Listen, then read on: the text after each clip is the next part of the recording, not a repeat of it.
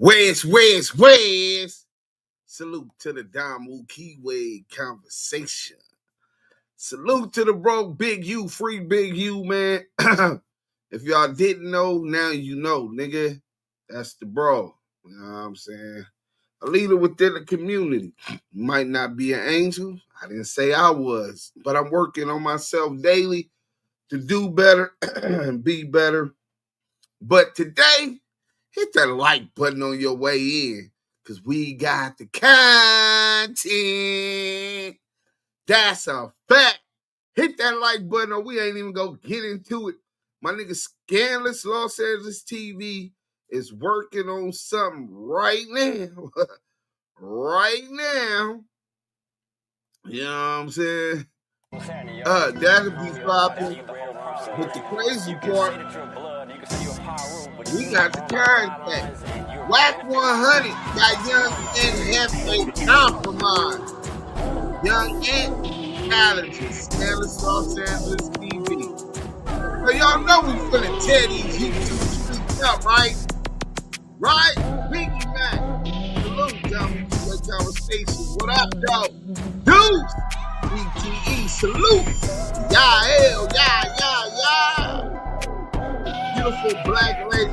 Just showing some love. Salute, y'all. Chat. I will not be in live tonight. Just moved and I'm exhausted. Listen, we get it. I'm exhausted. I just got off work. You know what I'm saying? Not even an hour ago, but I ate dinner, steaks, Korea, a lot of vegetables, Brussels sprouts, broccoli, cauliflower, rice, turkey, rice. Salute to my beautiful queen. Big Bill, salute, West, big up. Deuce and whole family from Louisiana. Free the big OG, Big U. Keep your feet on them fools' neck. Renegade Duchess, salute to everyone. Lacing up my chucks right now. Hit that like button. KD323. Probably an informant too. Possibly. I ain't heard nothing about that. Ricky! Salute to Deuce and the Damu Keyway family. Ignorance is bliss. And Jefe can't handle the truth. Ricky said hit the button on the way in. Hey man, appreciate that, Ricky, man. Y'all riling up. Shout out to the Blue Ridge Mob. Always on their job. The Ghost of Bandera. Salute Gang Red Dog TV. Big Marcus. Salute Active Chucks. Carolina Connect TV. Salute to the chat. SC in the building. SC. Shortstop in the Field podcast. See, this is where everything was all positive. I'm riding with my nigga Scandalous. You know Scandalous finna get surgical with that bitch, right? You know Scandalous about to get surgical with that bitch. So you would believe that the union will want to go ahead and maintain some kind of or semblance of a doctrine, not a peace treaty, but at least a doctrine, and act civilized. You know what I'm saying? Keyway James and Jefe is a certified rat lover. Maybe. Southern Force. Salute to the Damu Keyway conversation. Bloody Main 5. Salute Deuce Sims the Dime. Salute to you, Bloody Main 5. Ricky. Wack got a weird case. Why is he around? D-Twin 70, what up? Shortstop in the Field podcast. This dude late again while I'm live. And you guys haven't dropped y'all video. So, I mean, the union doesn't seem to be very professional. From this side of it, might be. Active Chuck, salute to you. Oh, real quick, let me let everybody know that's on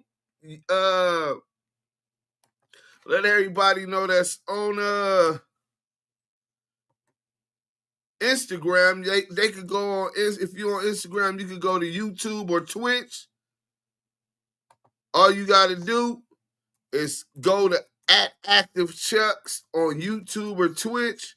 We on Facebook. We on we ain't even on Clubhouse. My bad. They up on right now. It look like they up on IG, man. There it goes. I pinned it for y'all. Makita Soul. Salute. We on YouTube. Everybody go over there. Or Twitch, whichever one you want to be on. You know what I'm saying? The good peoples is in here. Juvie! Juvie, salute to you, brother. Salute to Jungle Boy TV. Salute to the live. What up, though? Steffi Weffy. Salute Blue Heart, Red Heart. 2 active Chucks and another salute. Salute to you, Steffi Weffy. Hold on, let me see that. Yeah, that's her. That's Steffi Weffy. You can't miss that thing for ass so fat that you can spot it from the front. Spot it like paparazzi. Young Jefe didn't get caught lacking. He sent the location. Damn. He wasn't compromised. He volunteered. The union calls in Deuce to run a little late. Write him up, Deuce. Yeah, hey, Ricky. Hey, Ricky, we gonna write the union up for insubordination and trying to start an uprising in the fields of the sweatshop. You know what I'm saying? We gonna give it all back. Sacramento, California. Shout out to Sacramento. It's plain as day in his face. Breakdown after breakdown. And still find a way to, I wasn't there, this, that. But in the pen, when a rat got up on half the time, the people on his bumper wasn't there. Hey, man, listen. Sacramento represent, nigga. That's how the politics go. I'm just saying, my nigga. We got to keep the same energy. You know what I'm saying? That's a fact. But let's not be mistaken. We don't expect or feel that he has an obligation to put his hands on, unalive, bust on, none of that to no rat, especially a nigga that's from Peru. What we saying is you ostracize them rats from the community, man. They're banished. Just like he banished from his hood. You know what I'm saying? You don't care about nothing but what the checks say. Oh, they own him.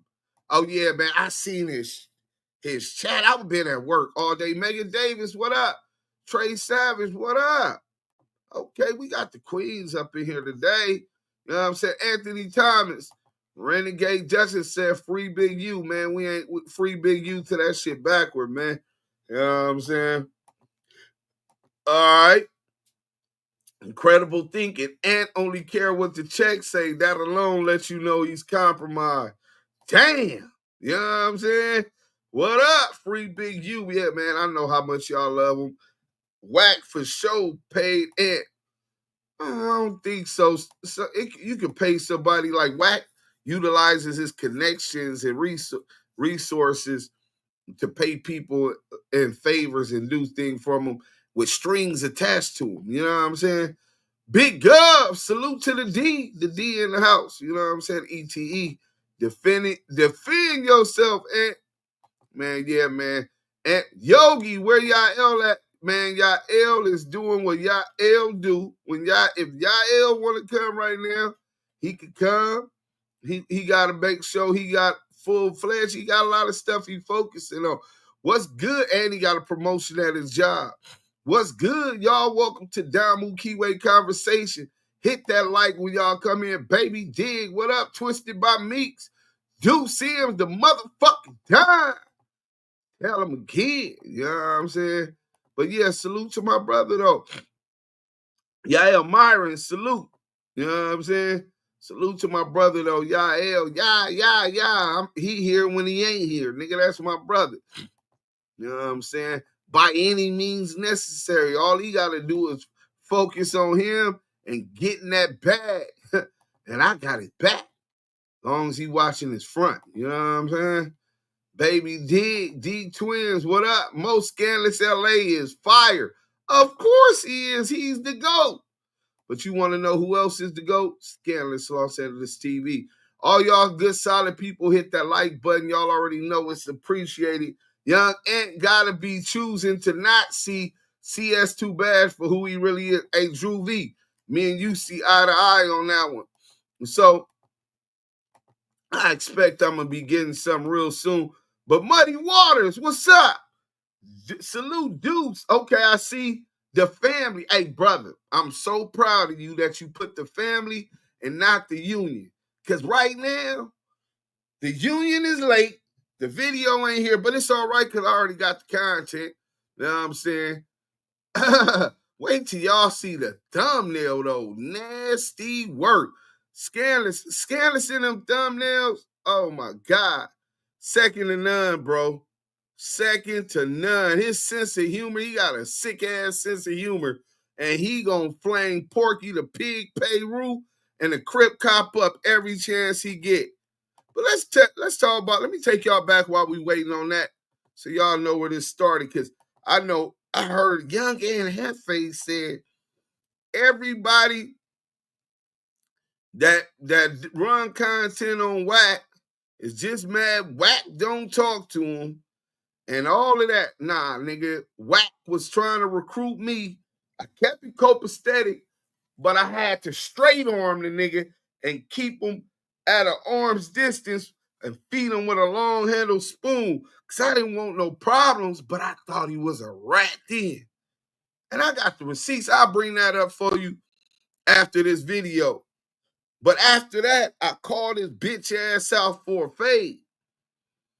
After I called his bitch ass out for a fade, he was still trying to be my friend. And I called him out for the fade, and the bitch ass nigga said I was a rat. So pay attention. Don't couple everybody up in one little box. Don't try to box me in. My situation ain't everybody else's situation. And I'm sure their situation ain't my situation. Hold on, man.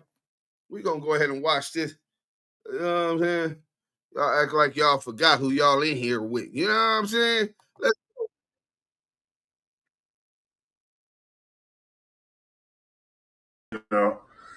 differences, you know what I'm saying, beefs, you know, people don't get along. Run it back. We don't put jackets, you know, on people. We don't do that. You know, even you got, you know, differences, you know what I'm saying, beefs, you know, people don't get along. We don't put jackets on someone. Welcome back to Scandalous Los Angeles TV, where we expose the exposers. Today, we're taking a little trip down memory lane. Because it's wild how these so-called exposers love to say they don't put jackets on people.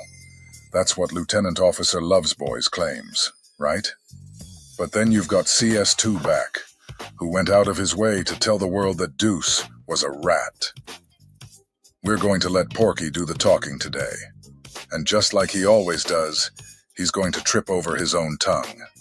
He's going to expose himself as a liar. On record. You'll hear it, plain and clear. As he contradicts everything he said about Deuce, which proves two things. These exposers not only let actual rats into their inner circle, they also try to throw fake rat jackets on innocent people.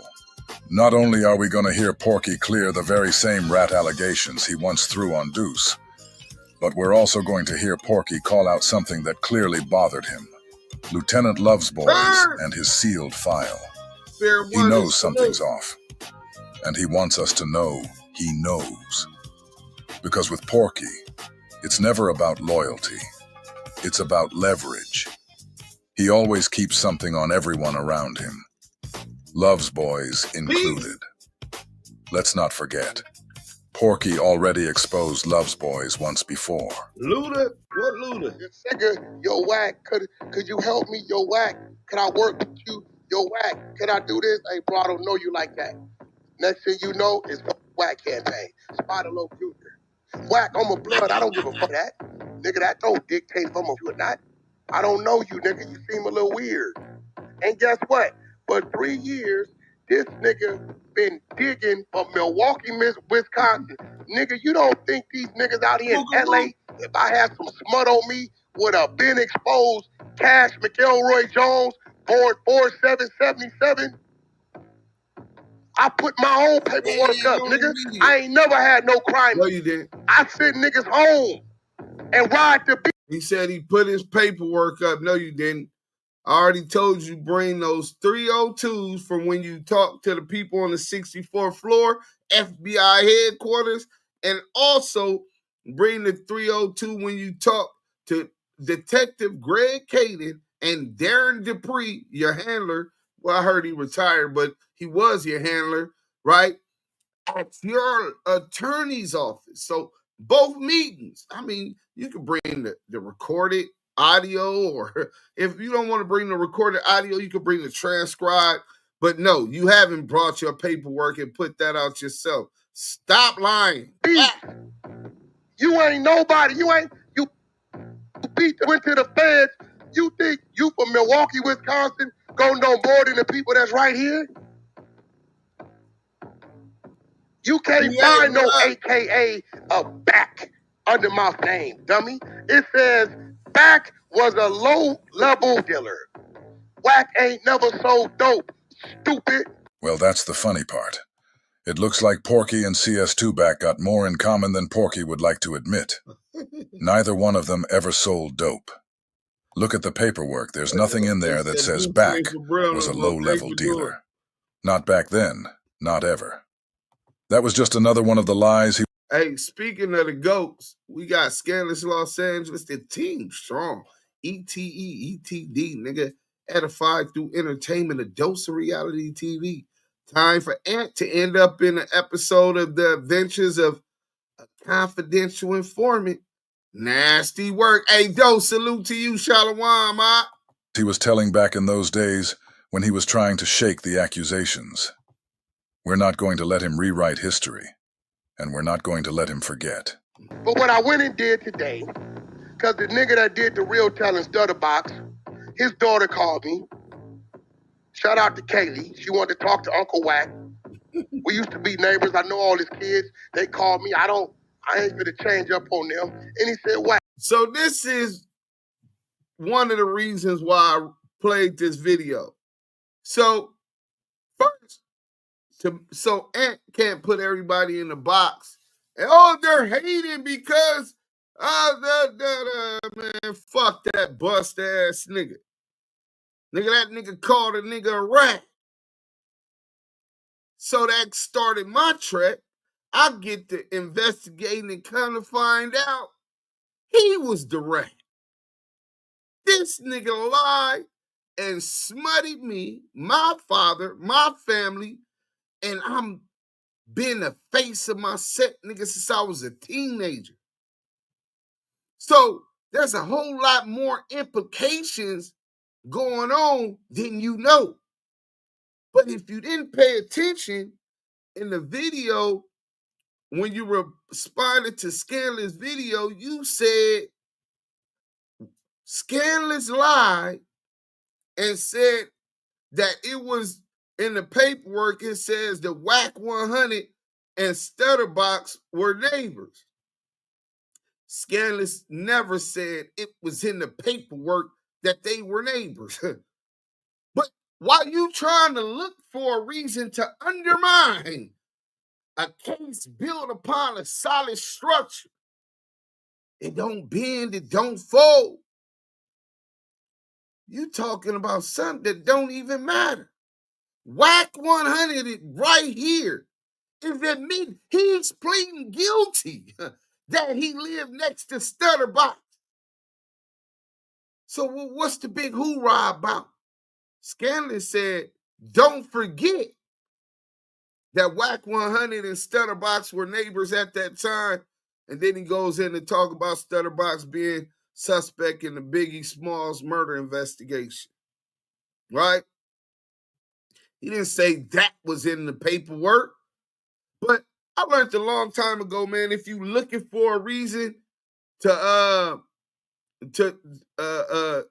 you let that be the reason.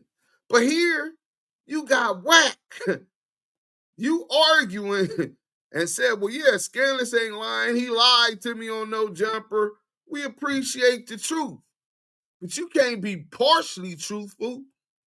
You got to be 100% truthful. And then you can't come shoot another lug saying, well, I haven't seen the paperwork, but Scandalous said that this was in the paperwork and that's not in the paperwork. No. Wack is telling you right now, him and Stutterbox were neighbors. Admitted, pled guilty. Imagine after a nigga plead guilty in court, does this say attempted murder or bank robbery?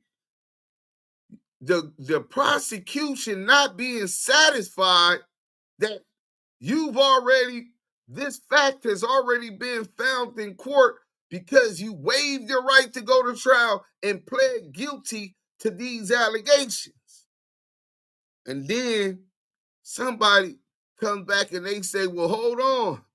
You got to prove that I robbed the bank. You got to prove that I shot the nigga. Nigga, you pled to it. But it ain't even the nigga that pled to it. This seems to be his new no gumper sidekick. Young Ant Jefe. Let's go. Shout out to Kaylee. She wanted to talk to Uncle Wack. We used to be neighbors. I know all his kids. We used to be neighbors. I know all his kids. What the fuck is we talking about, man? What does that fact even matter? He's conceded it. He's conceded this fact.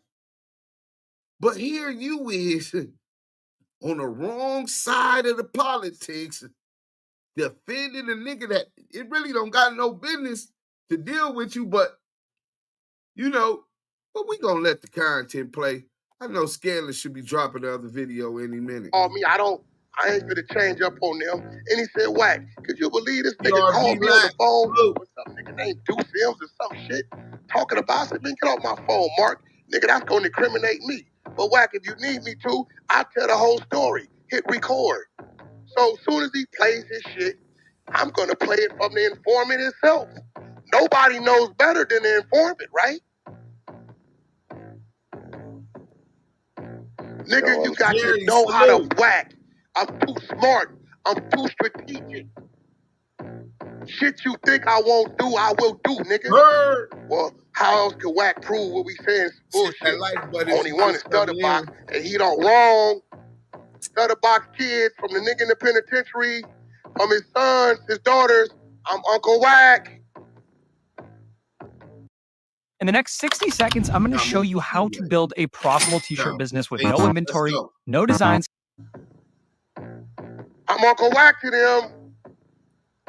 Daddy, can you call Uncle Wack on the way to school? Fuck out of here, man. He said he got some work on you for a body case. What's that about? Nah, not no work on me on no body case. That's what he said. Hey, they pull the Wack work all the time. I'm gonna be real. Look, all my body cases stack. I see my whole fucking I didn't put it up. I see my whole rap sheet. All my body cases was juveniles. I beat them outright. To the box. My attempted murder and my mother son was all juveniles, and ain't none of them sealed. I beat them outright. 16350 Filbert Street, Silmar Juvenile Hall. Go pull them. No problem. And any nigga that go pull them, and let me know what it cost you. On the dead homies, I reimburse you your money. Nigga, I'm solid, nigga.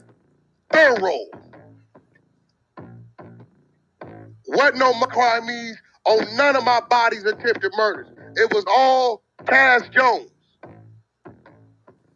Beat him outright. Go pull him, nigga. Go pull the mother. I ain't never been convicted of a felony as an adult ever in life. I went to the penitentiary 16, came back 22. I went to the penitentiary 16, came back 22. You're 19 years old when you get out? Yeah, I'm like 19. I went to the penitentiary 16, came back 22, and ain't never caught an F since then. I've been on 24 years. Do the math, I'm 46. 24 and 22 is 46. That thing giving you problems, huh? These niggas, I'm exposing these niggas. I exposed him for beating the big U. If it wasn't for me doing what I was doing, none of you niggas would have been woke about this nigga. So now they like, we gotta find something. I'm too clean, nigga. I'm too clean. I'm too clean. This is my only payoff. When I got out the joint, I'm taking these cases for niggas, and I'm in this contention time. When I came home, no nigga had no nothing for me. So nigga, I'm gonna get some type of satisfaction. You wrong, I'm gonna expose you. You can't be out here like me, nigga. I did all that right to be able to walk around this mother the way I walk around this mother. You did some wrong, so we gonna expose you. These niggas saying, why niggas putting up paperwork? Nigga, you need to be exposed. That's why they got Megan's Law. We need to make a snitch app. Megan's Law, you violate, rape a kid, they make your ass register. You can put your zip code and see a nigga face, where he at, everything. Damn West, nigga need to be a snitch site so niggas in the street could check. Is this nigga calling me trying to buy some work? The nigga told, they go to work. Less niggas will start going to jail. That's a fact. Niggas will do some shit in Colorado and go to fucking Mississippi. Up on the whole name. He little D-Dog in Colorado. He go to Mississippi as Mac, Big Mac. Tell him. Niggas is mad at me because I expose work. Wack, why you expose work? They rats. So Deuce Sims a rat, you trying to say? No. Deuce Sims he went to jail for some shit that wasn't gangster. So Deuce Sims a rat, you trying to say? No, Deuce Sims he went to jail for some shit that wasn't gangster. He talked his super dishonorable acts. Look, you see how niggas talk about Wack, you had a murder, attempted murder, shootings? Yeah, that's my whole rap sheet is violence. That nigga went to jail for beating a female in the parking lot and throwing her in the trunk. We got to work. This is a fact. Stop talking that gangster blood shit to me. That ain't what homies do. So he ended up in witness protection program because of that? That nigga parole. What nigga you know parole go to jail from LA and you parole to motherfucking Madison, Wisconsin? What the fuck you doing up there? That's nasty work. What you doing in Madison, Wisconsin? You don't even go there for vacation. He got locked. You been up there 14 years.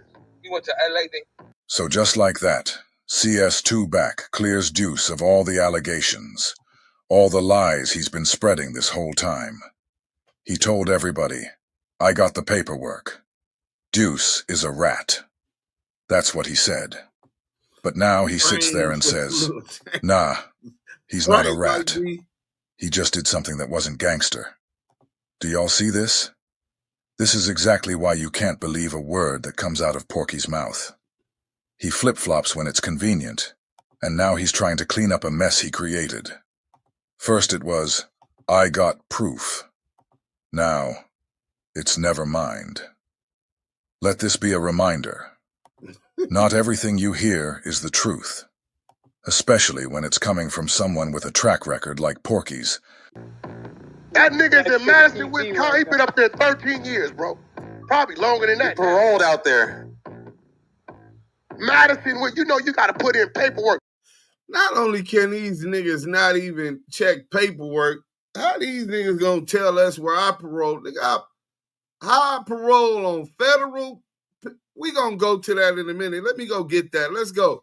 These niggas is clowns. Let's go. All you niggas been to the pen, know in order to parole somewhere outside of where you left, you got to file all kind of shit unless they send you there for a reason. What I'm saying is, don't come up in here talking this gangster shit if you went to the penitentiary for shooting a dog in the ass. I want to hear it. My whole rap sheet is banging. My whole rap sheet is banging. All that talk about he was in there for all this shooting and attempted murders and all of this shit, this motherfucker got one charge of 245 PC A2, okay? Which is assault with a firearm, okay? That's the BB gun. That's the BB gun. That's the BB gun. It was a BB gun? It was a BB gun, homie. I caught my first case at 12 out of ADW, non-firearm. I shot a man in the face 32 times with a CO2 pellet gun. Oh, damn. So he can't even act like he was really doing something. Why is you walking around with a BB gun in the first place? Our analysts are actively working quickly to determine whether something is malicious. When I was doing the dumb shit, everything, A to Z, banging. 12 years old, I ain't got no pull. I give you go. Here go to dismissal. You go. That's how it's supposed to go. I ain't never had a crime me. This nigga something ain't right. Expungement. 2022, my shit ain't sealed. I'll show you my expungement paperwork. 2022, say that. I ain't never had. Show me. work. My enemy could ask me, what about this? Here you go. Here go, don't pull it. Niggas say, Wack, what happened to the case in Texas? Here you go. Here go the dismissal. Here go the case number. Go pull it, my nigga. But there's nothing really. All it is a bunch of just regular documents that's filed and some subpoenas. And then they got the motion in order to dismiss. Which was denied. No, he was dismissed. Okay. And, oh, you're talking about in 2011 or 2010, right? Yes, 2011, yes. And that was dismissed in the interest of justice. Yes. Yes. I don't know what that means. I'm gonna just keep my mouth shut. I'm gonna plead the fifth on that. What else you want to know? What about this? Here you go. I don't argue with no nigga about no work. My enemy could ask me for the work and I'm gonna turn it over because that's how it's supposed to go. Okay, I'm glad he said it and I didn't say it. So, if his enemy, and I'm definitely his motherfucking enemy, nigga, he know what's happening. If your enemy asks you for the work, nigga, you gonna produce it because that's how it goes, nigga. You ain't even gotta meet me in person. I know you be afraid to meet me in person because you know what's coming, right? You don't even gotta do that. Bring the 302s. You brought Greg Kading to Clubhouse. You say you had Reggie Wright do it, but we know that you had him on speed dial. But you brought Greg Kading on Clubhouse. Well, Greg Kading said that the paperwork we have, that's you on that phone call with Mark Stevens. Mark Stevens said that's you on that phone call calling them. And they called you back. CS2, a.k.a. the Wack Boy. So you admit you went to the 64th floor of the FBI headquarters, even though it's only 17 floors. You was Spooky Johnson because they had just found them pistols in your house.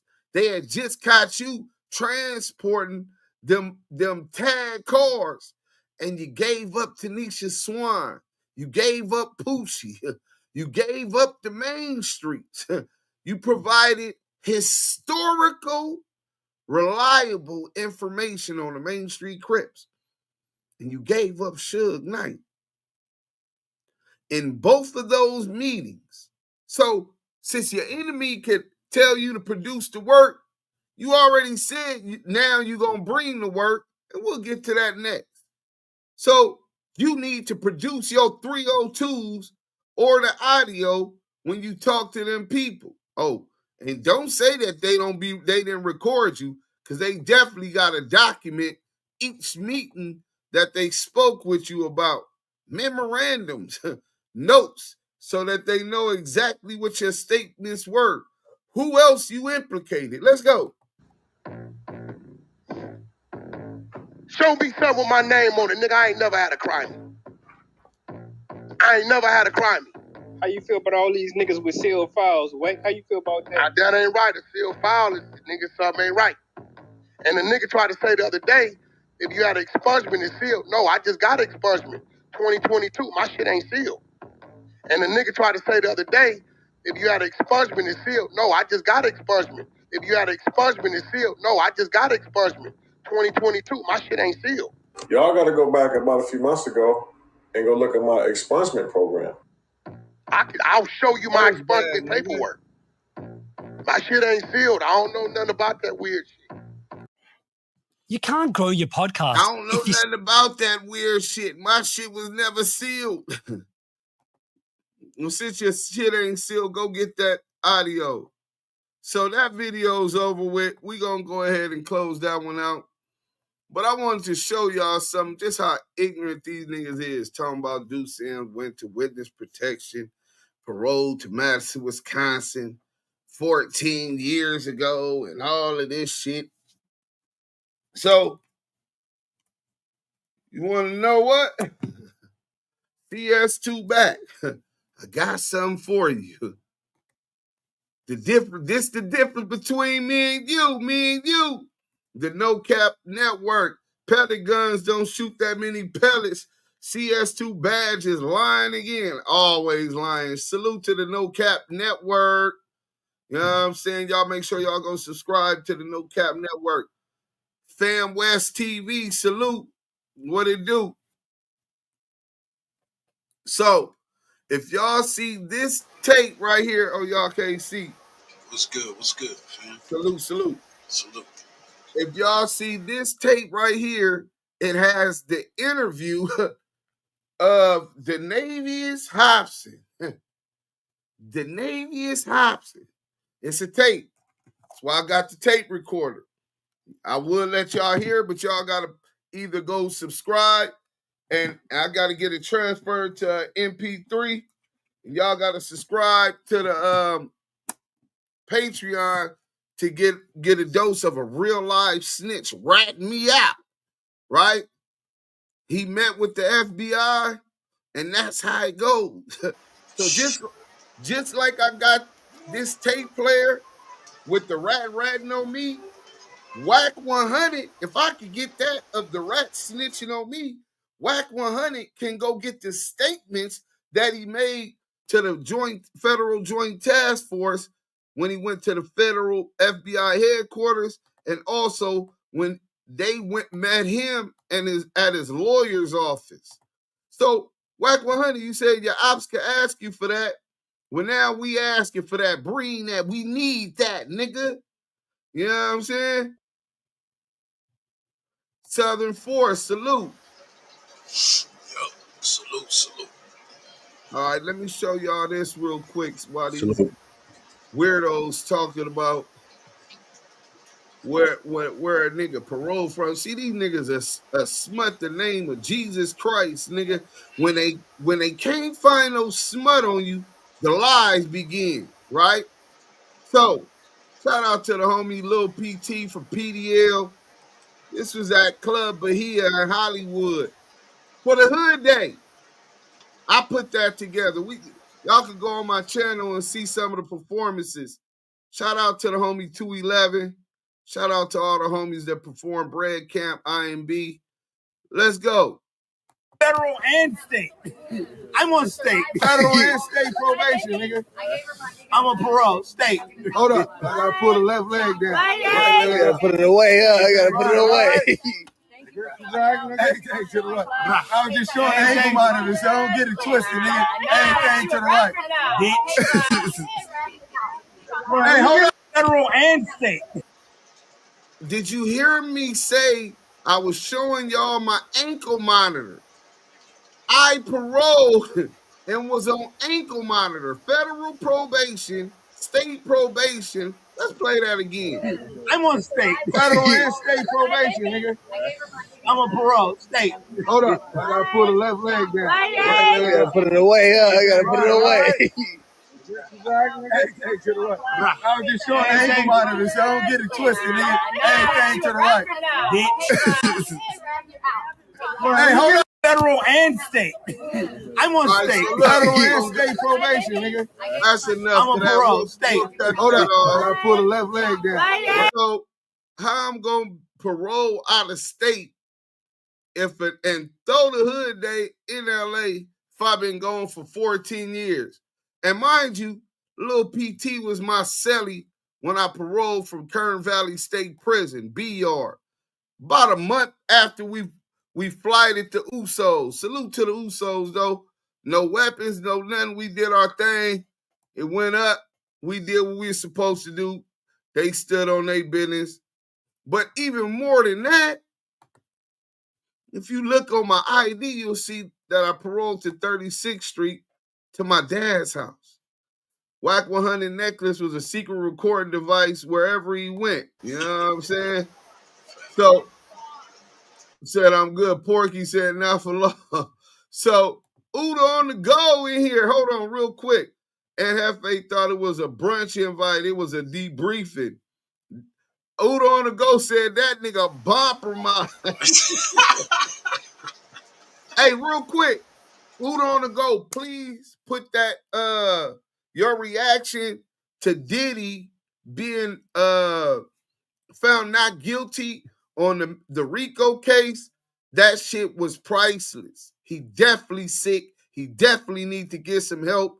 And a lot of other people needs to be held accountable for their wrongdoings so they could better themselves. But these people swung for the fences and tried to wash them up. It was a lot of politics behind that. But the way that you spoke on that was so elegantly, it was so passionate. Bro, please put that link in the chat. I seen it on somebody else's channel, and I was like, man, I want to see this whole shit, and I couldn't find it, bro. Please do that, Uda. Salute, man. So let me show y'all something else. So I was, until I got off house arrest, because I had got an apartment, me and my girl in Vegas. First in Centennial Hills, right? Then I moved to Empire, right? In Henderson. So I moved from Centennial Hills to Empire in Henderson. I was living, I paroled to Wisconsin is what they saying, but I'm finna show you where I paroled to. You understand what I'm saying? I'm gonna show you. Oh, it's not letting me do it. Let me stop sharing. And then I'll bring it back up, and then it should let me show y'all, man. You know. You know what I'm saying? So then I paroled, then I moved from Centennial Hills to Empire in Henderson, Nevada. Y'all see that? You know what I'm saying? This how a nigga was doing it, right? From 916 Alper Center Road, right? I live right by the pool. In fact, on this picture right here, you can see the little gray building. Oh, it'll be on this side. The gray building on the right-hand side, you can walk right from the pool and wake up to that. Just go on my page. You'll be able to see all that, right? I moved to Henderson, Nevada, where I was there for 2 years. You know what I'm saying? 2 years. But these niggas talking about I went to witness protection, bro. Witness protection. This is crazy. So let me give y'all a little. This is the office. Get free Starbucks and shit every morning. Go lounge like a real boss. There go one of the pools. You know what I'm saying? This how the bathrooms were looking. Luxurious smart home, nigga. 7 Hills, Henderson, Nevada. The pool room, it's a red room, though. You know what I'm saying? I don't know why this picture got it looking white. The pool room is red like that. The gym, you know what I'm saying? The TV room, the dog part. Oh, the dog grooming also. You know what I'm saying? It's a hell of a protection. Yeah, that was a cold witness protection in Vegas. You know what I'm saying? with the granite. What you do, man? You knock off a mob boss or some shit like that? Yeah, you know what I'm saying? But yeah, bro. So these niggas just be popping it and smutting niggas, bro. Deuce Sims is a rat. Deuce Sims parole out of state, and they just been running with it. You know what I'm saying? So the crazy part about it, a lot of niggas believed it. I had niggas on Clubhouse come to me and tell me, hey, Deuce Sims, what's up with that paperwork? I'm like, what paperwork? That paperwork you on WACK say you on paperwork. Imagine that, bro. So now he done went and got him a big dummy. You know what I'm saying? A big dummy that's gonna ride with anything he say. The Crip cop, he spread it. Then he got the Mountaineer, nigga, a blue-eyed white Caucasoid from the Caucasus Mountains named Beast the T. Seeley, a big dodo, a parrot. He's a parrot, nigga.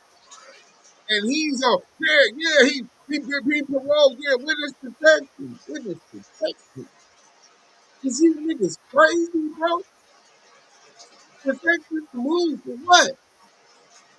That shit is crazy. But in any event, Officer Snitch 100, man, it's dangerous as fuck when you enable a rat, a confidential source, a degenerate, right? That's a buster. Nigga, we don't hold hands with no busters, nigga. What part of the game is this, bro? No yees, no lollies, no cuts, no smut. Since when do we be holding hands and protecting these busters, nigga? That's not gangster. It's not. You niggas gotta really understand. Man, it done changed, man. The They said, game done fuck really that. changed, bro.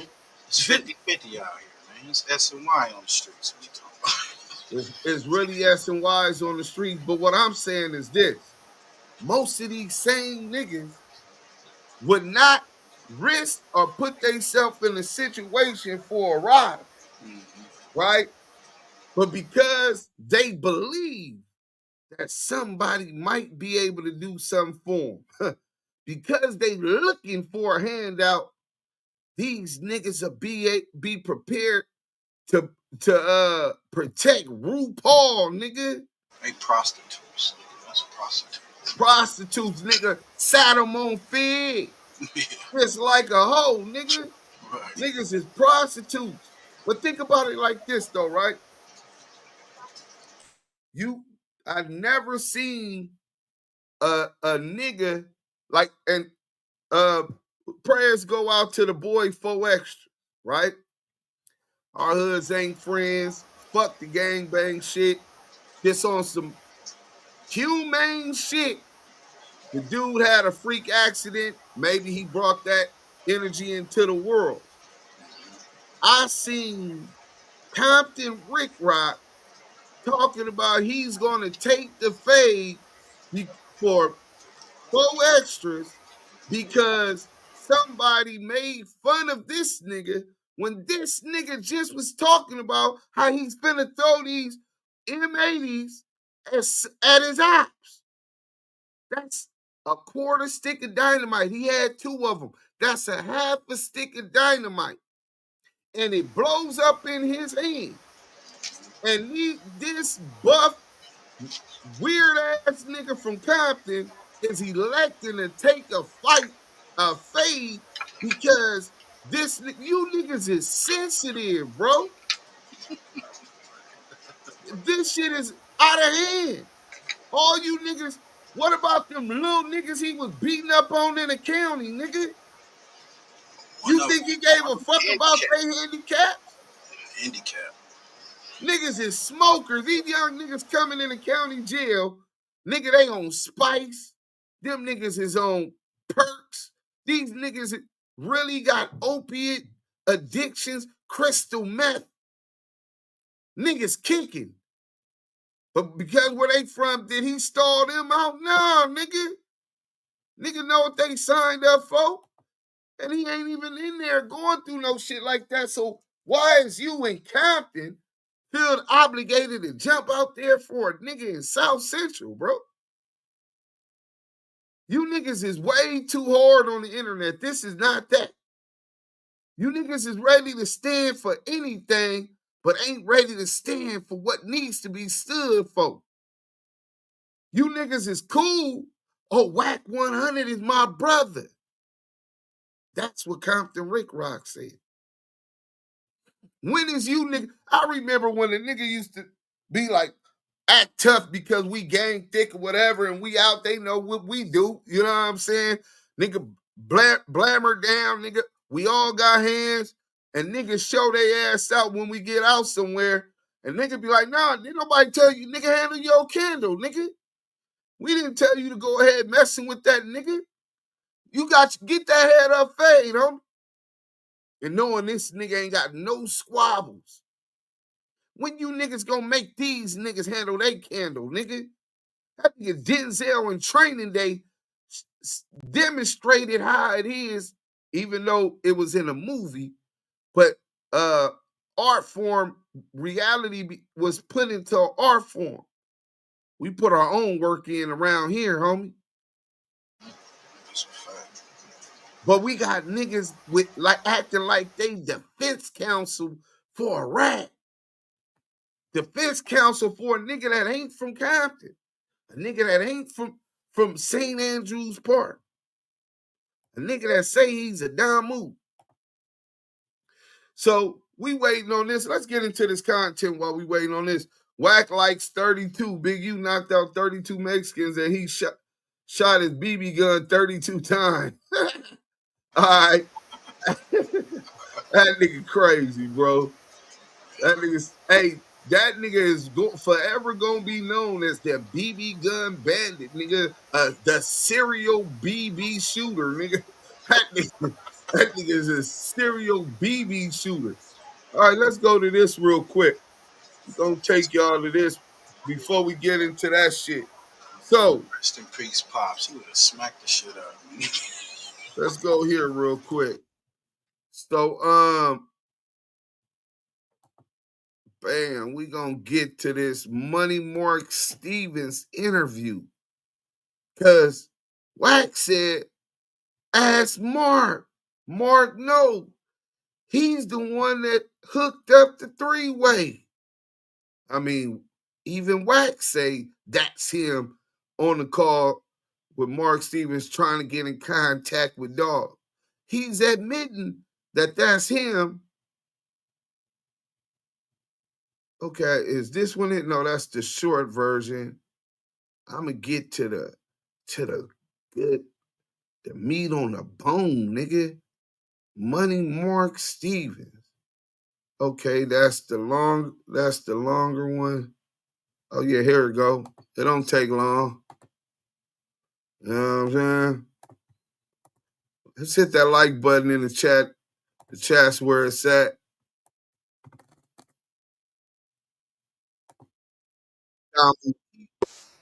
Conversation.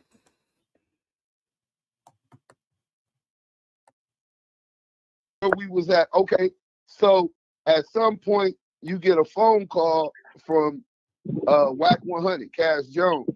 And when he contact you, what did he contact you concerning? He wanted to reach out to Del Dog, rest in peace. And he wanted to give Del Dog some information that he had gotten from Stutterbox, right? It's like he was getting information from Stutterbox on what his plan was and what the get down was gonna be. And he wanted to talk to the homie and talk to him. And Dog wasn't getting on the line with him. And he kept blowing me up. Let's stop here. Because he wanted me. Release the video. We'll get to Money Mark Stevens after this. We gonna go to Scandalous Los Angeles TV, most Scandalous Los Angeles TV for the premiere, and we just on time. Oh, wait till y'all see this damn thumbnail. The GOAT is in the building. Y'all go over there. Let me hit that like button. Show some respect for the GOAT, man. We better get right to it. Got about 24 seconds. Redeem. After the chat to chat to us back. Hit that like button. That like button.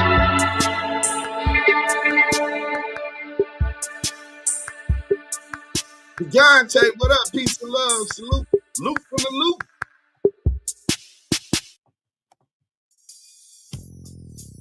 Welcome back to Scandalous Los Angeles TV, where we expose the exposers. This episode will be responding to young Ant, who recently reacted to this nigga got no pause button like a Porky directly about being CS2 back. And of course, what did Porky do? He lied, just like we knew he would. But let me say this. I'm actually glad Ant did this, because it gives us the opportunity to have a dialogue. No, I can't stop laughing. And that's all we ever wanted, to talk about it. To lay the facts on the table so the people can see what's really going on. See, Porky is constantly trying to switch the narrative, deflect, and talk about anything other than the truth. But this CS2 back situation, it's not going anywhere. WACK100 and this CS2 back situation. Now, I've covered this before. We're going to cover this for the last time and be done with it. Now, allow me to tell you guys this. So, smoked out, salute. I went on No Jumper the other day, and I asked WACK100. No, we ain't going that way. All you curious minds, all you people that's street, that's gang, for you people that just acting like y'all hopping out on that asphalt, handling business, for y'all that's acting like y'all spinning blocks, for y'all that's trolling, for the goofies, and for those that just hate altogether, you know what I'm saying? You need every type of person in this diverse world to make this universe and world what it is. So, for all you hungry minds, the question got asked live. WACK100, what's up? These people keep hollering at me, getting at me about the CS2 back situation. So, Wack, basically, people are pointing out that he diverted the question and started talking about Freeway Rick Ross. Now, me and him, a day prior, was talking about Freeway Rick Ross because I called him out on the Freeway Ross situation. Like, man, we know Freeway Rick Ross supposedly got down on the police. We don't call that snitching. But you saying there's some other paperwork and you speaking on it and you don't got it. So WACK100 hit me with the paperwork. Like, nah, this the paperwork right here because I was saying he shouldn't have spoke on it if he didn't have the work. So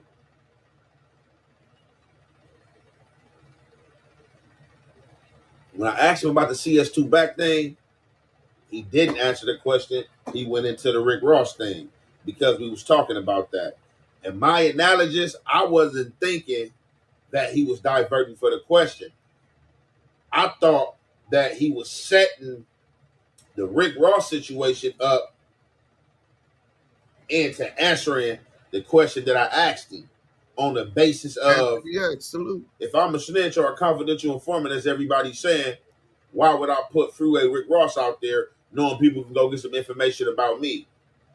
But being that we fell into the Freeway Rick Ross situation, and I know at times the mind can get lost, and I know minds can too because I'm under the heavy lace smoke and do smoke of cookie smoke. You know, that part's actually important. It's good to know you and Porky had that conversation about Rick Ross beforehand. Now it makes sense why Porky even brought Rick Ross up in the first place. He was doing that to purposely throw you off. Porky doesn't smoke or drink at all. His mind is clear, and he's fully aware of what he's doing. He knew that by bringing up the same topic you and him had talked about the day before, you'd think he was using that to lead into answering your question. But then he backed off, on purpose. That's the game he plays. So, being that we was talking along the lines of this Rick Ross thing for, a little time too long, I got back to the CS2 back situation. WACK100, like, man, look, CS2 back is a low-level drug dealer that was worried about being exposed and family being hurt by the main streets or something that got to do with the main streets. We gonna hear everything here. Long story short, he said he's not that person. So the media outlet that spun this content, I'm speaking to them directly because I guess, they were speaking to me directly and saying that, yeah, now you see it, you saw this, so now you got it. Keith, salute. Yeah, I just seen it right now for today. I didn't see it before then or however many days it's been out. He shouted me out for asking Wack the question, but in that same nuisance, in his That's a fact. Blinking. message column, he was liking the questions as well that was aimed at me from people saying I'm compromised. Look, I'm going to stand on that, and I'm going to continue to give you your props for what you did on No Jumper. Look at Lieutenant Officer Love's Boys. It's been years, and he still hasn't read the CS2 back paperwork on his channel. Instead, he's lied about it. He said Greg Kading was the lead investigator on the case, just flat-out lies to protect Porky. Meanwhile, Porky sits on Adam 22's platform, lying and putting murders on people. But will never read the CS2 back paperwork on the show. I was living ghetto fast. But you got up there and immediately asked him about it, and I thought that was admirable. I'm going to keep saluting you for that. Now, when it comes to my YouTube channel, all I have is a voice, literally. So because of that, I'm very intentional with every word I say. That's why, through all of this, I've never once said you were compromised. And I've never called you a rat. And I don't want you to be either, because I'm far from a hater. I'm actually a congratulator, and I'm also a fan of your channel. I'm not just saying that to say it either. Everybody loves Young Ant. That's why people are so thrown off right now. Because it seemed like you were conveniently not seeing what this guy has been doing all this time. But trust me, this ain't about hating on Porky Chops. This is much, much deeper than that. There is something very real happening right in front of you, Ant. We're going to get into more of that later. Oh yeah, just to clear up that part where you said I was liking comments, where people were calling you compromised. If you go look at my channel, you'll see I like all the comments. That's just something I do. Even when somebody's talking bad about me, I'll still hit the like. You got CS2 Badges' pet pedophile, Bacon Greasebeast, coming on my channel saying the wildest, dumbest stuff imaginable. And I still like his comments. So me liking something isn't some underhanded move.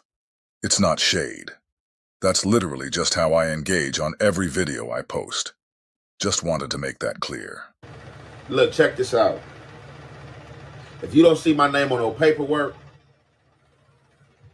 if you can't bring up no paperwork and prove that I'm a CS2 or a CSI, a CI, if you ain't seen me tell on nobody, all that is just talk y'all talking about. Words is win and fly with the win and go one in and out the other. Already ran his case.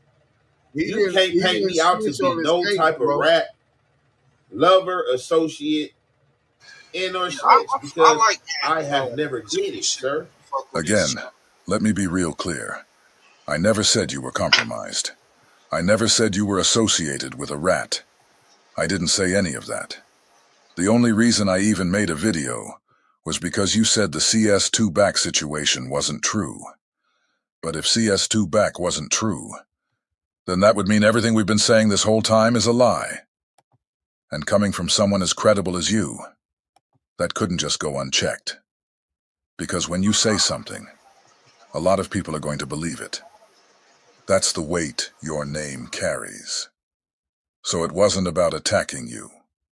It was about making sure the truth didn't get buried. Now we about to get into this content, and you already know it's the Hef way and the Hef effect. We gonna commentate. Welcome back to Scandalous Los Angeles TV, where we expose the exposers. Finally, somebody put CS2 back on the spot, down at his place of employment over at No Jumper. The other day, he sat on the panel with Lush One and Ant Jefe. Shout out to Ant Jefe, because he finally did what none of these other podcasters seem to have the guts to do. He asked Porky directly about the whole CS2 back situation. And let me tell you, it's hilarious watching what happens after that. Because Porky does what he always does. Lies, deflects, and spins the conversation in another direction. This man is still out here lying with a straight face, even when the paperwork is public. So after you watch this, do yourself a favor. Go check that paperwork. Get familiar with it. That way, Next time Porky tries to spin you with one of his classic stories, you can spin it right back on him and watch him fumble through a whole new lie. Let's get into it. But now guess what happens? Soon as something start going on with Ant Hood, and he the one getting the money, you know what the other side say? We got to knock Ant down, he the bag. Guess what that Damu gonna do? Hey, Ant, them niggas running your name, because get low. Up your security. He don't want nothing to happen to Ant. He making money with that. This how this work. I done been on yards. Me and Youngster from 6 Deuce East Coast. Ran from 8-9 East Coast. Our relationships come from Scooter from neighborhood 40s. Our relationships come from them walking in the unit. Damus is deep. They bang they set. Niggas say they got us one. I'm like, nah, homie. Nah, he bet y'all gonna give him a one-on-one. Big Fish from 6-0 did it to me my first trip to the penitentiary as a pup. No mustache. Delano. I'm the only guy. He picked me up in Central Juvenile Hall on the Goose. I didn't even know who Fish was. Yeah. Everybody whoop saying where they from. Niggas like, we got us one. I jump up. Big Fish jumped up. Like, man, this nigga look like he old enough to be my son. He gonna claim. Nigga, give him a head up. Now, which one of y'all gonna get out with this small youngster and risk going to the yard saying you got knocked out by a teenager? Ain't finna. He did that for me. Scooter, rest in peace, from neighborhood 40s, my dumbass homie is in their neighborhood. A broad invited him to the party. He showed up with red house slippers, red belt. He ends up in the alley on his knees like this. They saw the tag. Scooter say, you from 2Ps? Yeah. You know Wack? Yeah. What's his real name? Cash Jones. All right, get up out of here. Tell Wack Scooter send his regards. Yes, right? So where I come from, bro, like, my politics I'm always dealing with something here, there, and everywhere because that's what's going to keep you alive or keep you up. Sure. So that's why you have the badge. Now it makes sense. No, but this badge right here is, I want to get a bet, man. I just want to get it because y'all can expose Wack. $5,000.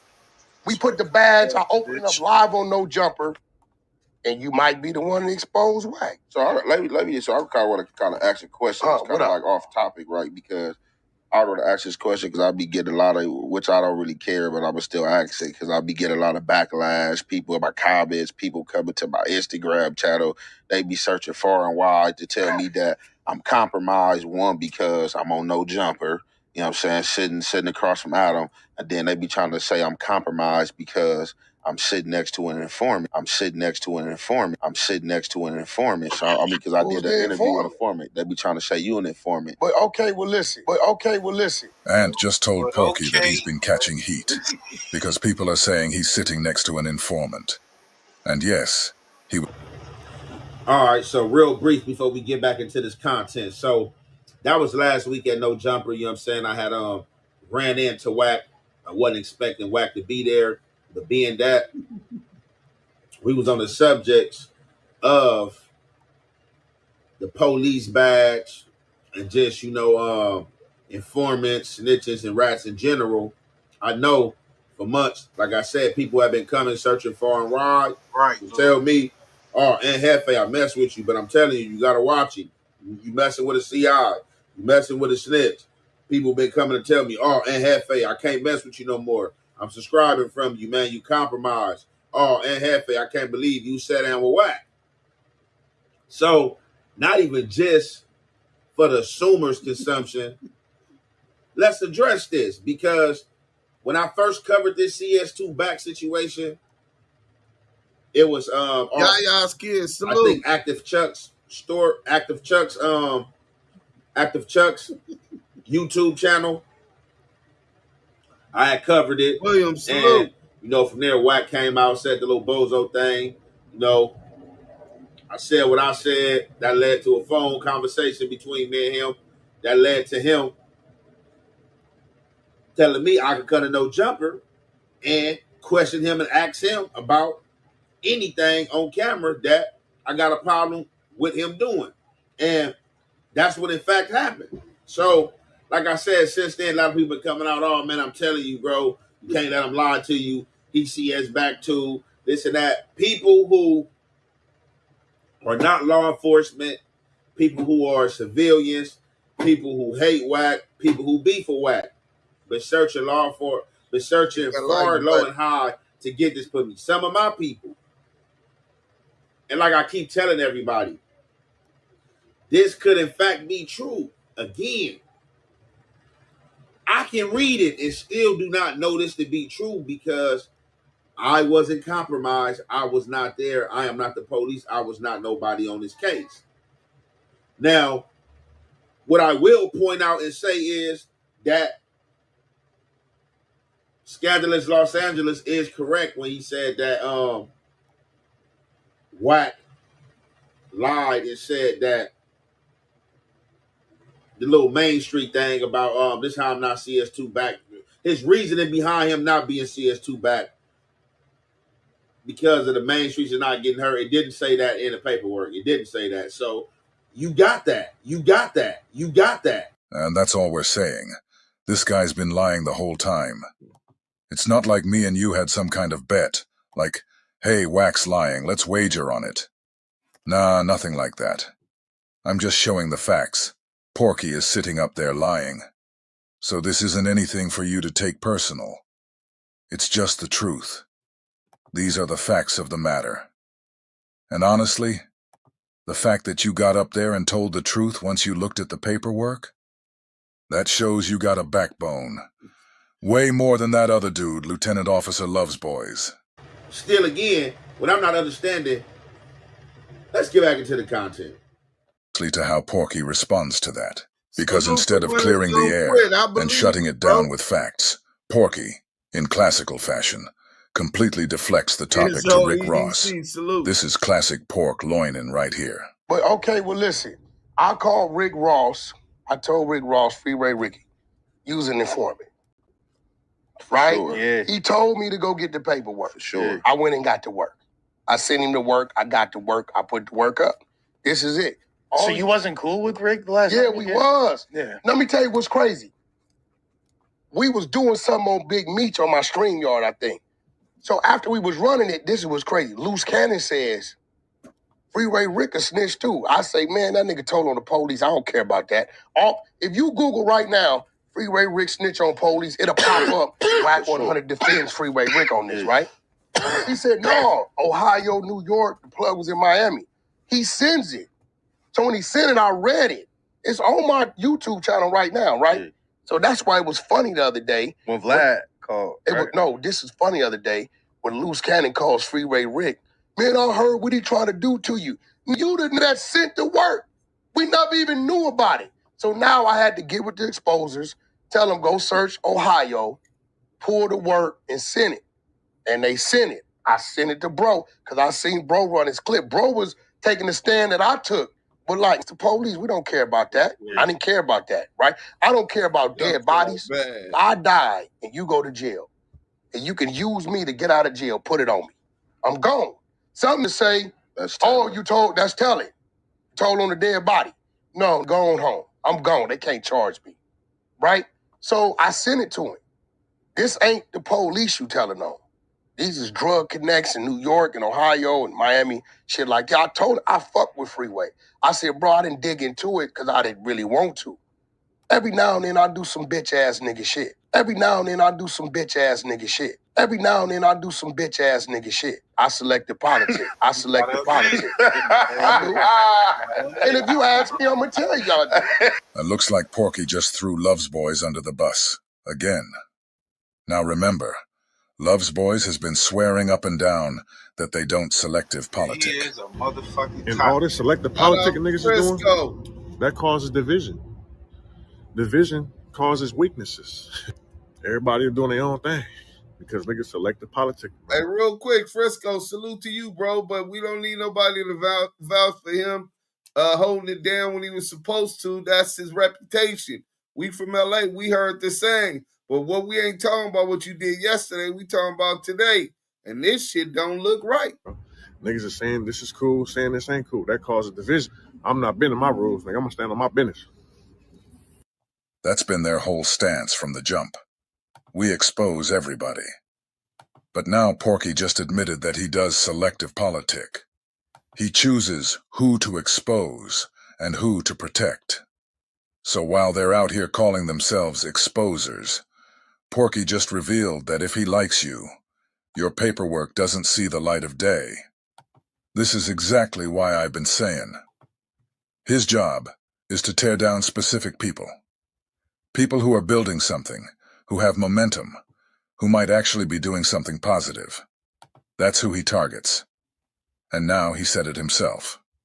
He's selective. He picks and chooses. And in doing that, he just threw Love's Boy's whole narrative in the trash right under the bus.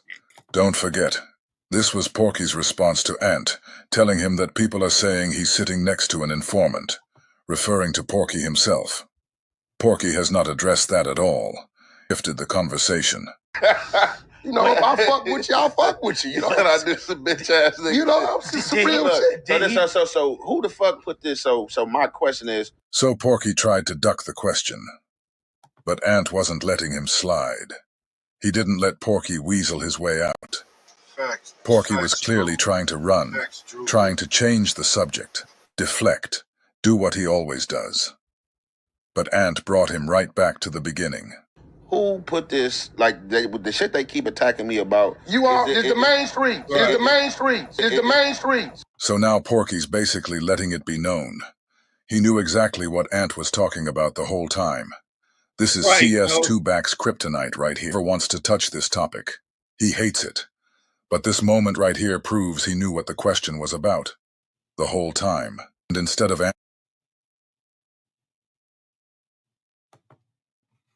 What happened, Scandalous? answering it, what did he do? Deflects to Rick Ross. The CS2-Back shit. Now listen, if you read have you read the work? Have you read the work? Have you read the work?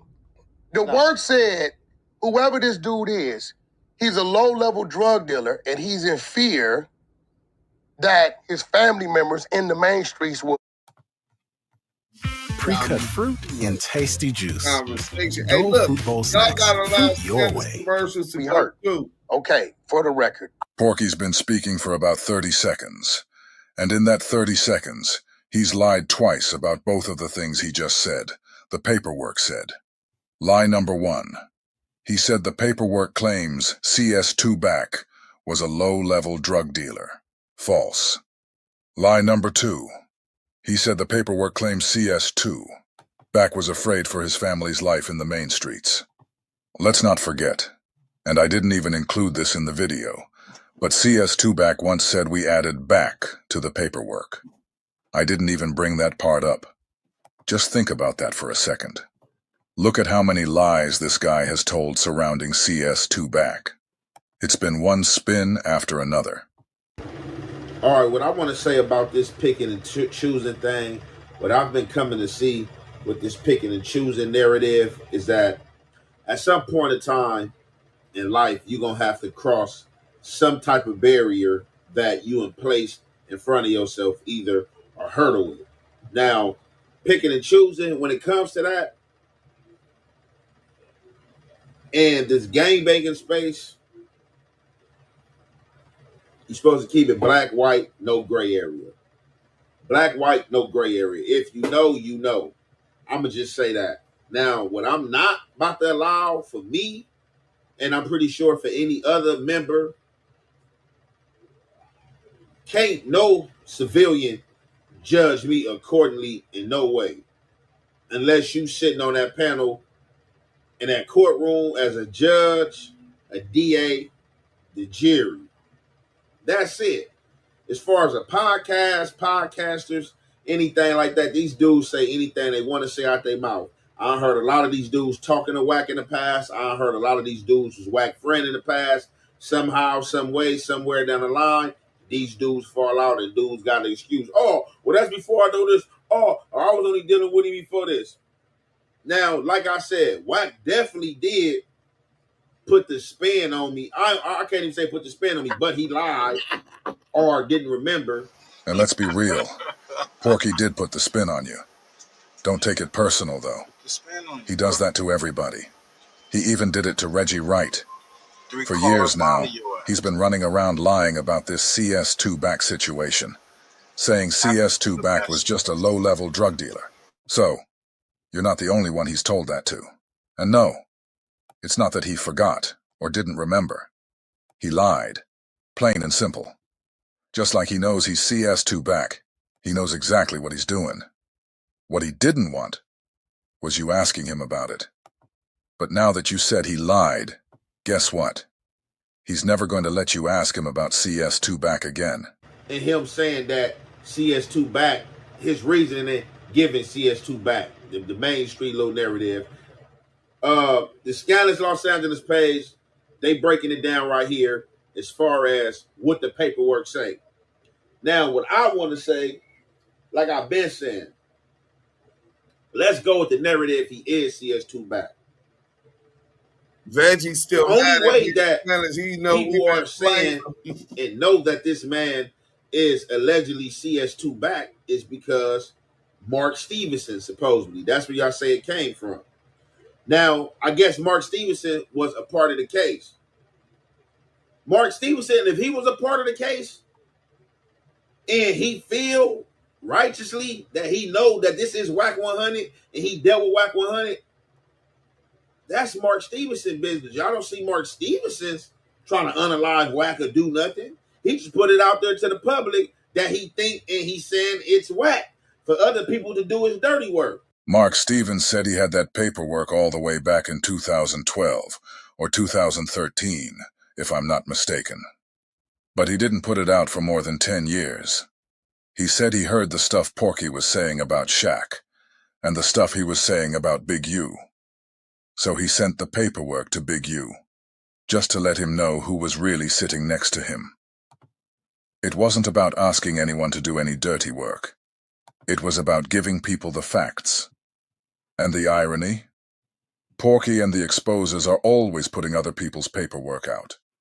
But when it's their turn to handle their candle, they say, "That's not our job. We're just here to inform the people."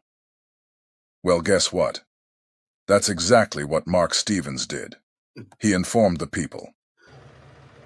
Mark Stevenson is a civilian, if I'm speaking correctly.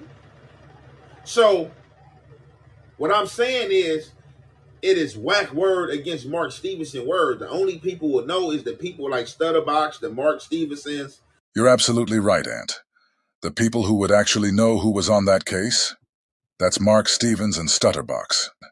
And guess what? We asked both of them. We got a whole in-depth interview from Mark Stevens, and he flat out told us who CS2 back is. Then he told us, "Go ask Stutterbox." So we did. And Stutterbox said the same thing.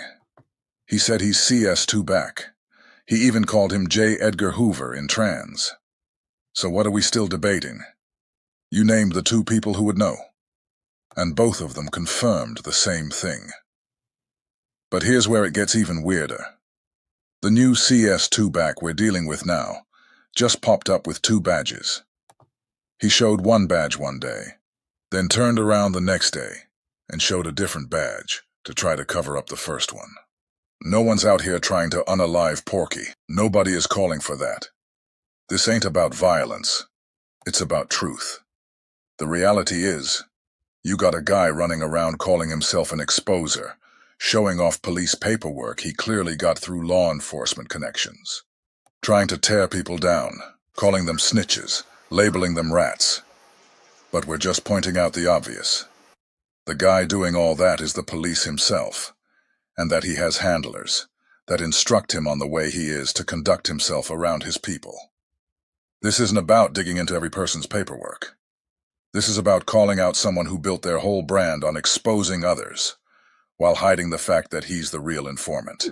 Rest in peace, Dale Dog, and whoever else was on the case that had to deal with that sector and that part of the case. Now, something I did heard and what I would like to see, if you could show Scandalous Los Angeles, is that you said that in the paperwork, it said that the CS2 stayed across the street from Stutterbox. Now, something I did heard and what I would like to see, if you could show Scandalous Los Angeles, is that you said that in the paperwork, it said that the CS2 stayed across the street from Stutterbox. Did I say that?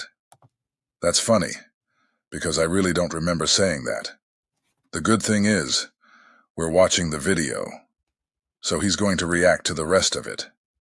If it does turn out that I said that, Then I'll take those words back, no problem. But I honestly don't remember the paperwork saying he lived across the street from Stutterbox, and I don't remember ever saying that it did. So we'll just have to see what it says. Let's watch it play out. Now that is crazy for them to even say that, because you basically give it's not confidential no more. If you say they saying that a CS stay across the street from Stutterbox, it's not confidential no more. You basically gave the source up, because who's to know how many people on this case or how many people that's going to see this know the CS2 back, or know that a person stay across the street from Stutterbox, which Wack have said numerous of times that he stayed across the street from Stutterbox. I didn't see that in the paperwork. I didn't even read all the paperwork. What I did read is along the lines that Scandalous Los Angeles is putting out here. But we about to get into the last bit of this clip, and you already know it's the halfway, the half effect. We're going to commentate. The word about CS2 back being any kind of drug dealer whatsoever. That's a complete lie. The paperwork also never says a word about CS2 back's family living in the main streets. I wasn't gonna do it, but let's read it together. I want to make sure you guys see how much of a liar Porky is.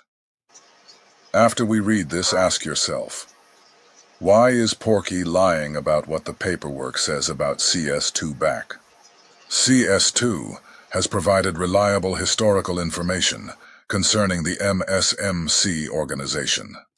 However, CS2 is only aware of certain aspects regarding the organization's criminal activities and narcotic distribution network. CS2 has no knowledge or information regarding the methods in which narcotics are being transported to the Los Angeles area and distributed to MSMC gang members. Additionally, CS2 is unable to provide information regarding the narcotic customers, flow of narcotics, proceeds, and methods that they are using to laundering their narcotic proceeds. CS2 is only able to identify a limited number of MSMC gang members. CS2 is unable to provide specific information regarding the organization's extortion activities, methods of monetary collections, and distribution of proceeds. CS2 is also unable to provide any information regarding the MSMC association with other leader of the other large gang organizations. CS2 is able to provide limited information regarding violent assaults committed by the MSMC, including shootings, burglaries, and murders. CS2 is unwilling to testify in court against members of MSMC because CS2 is fearful of retaliation against CS2 and/or CS2's family. CS2 believes that if any member of the MSMC criminal organization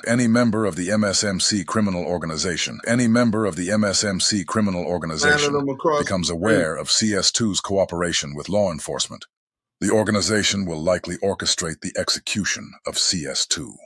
So again, ask yourselves, why is Porky lying about CS2's role in all this? You just saw the paperwork. It never said a word about CS2 selling drugs. So why does Porky keep pushing that false narrative? The document clearly says nothing about CS2's family being in the main streets either. It says CS2 doesn't want to testify because he believes the main streets will organize his execution if they find out he's cooperating. That's his fear.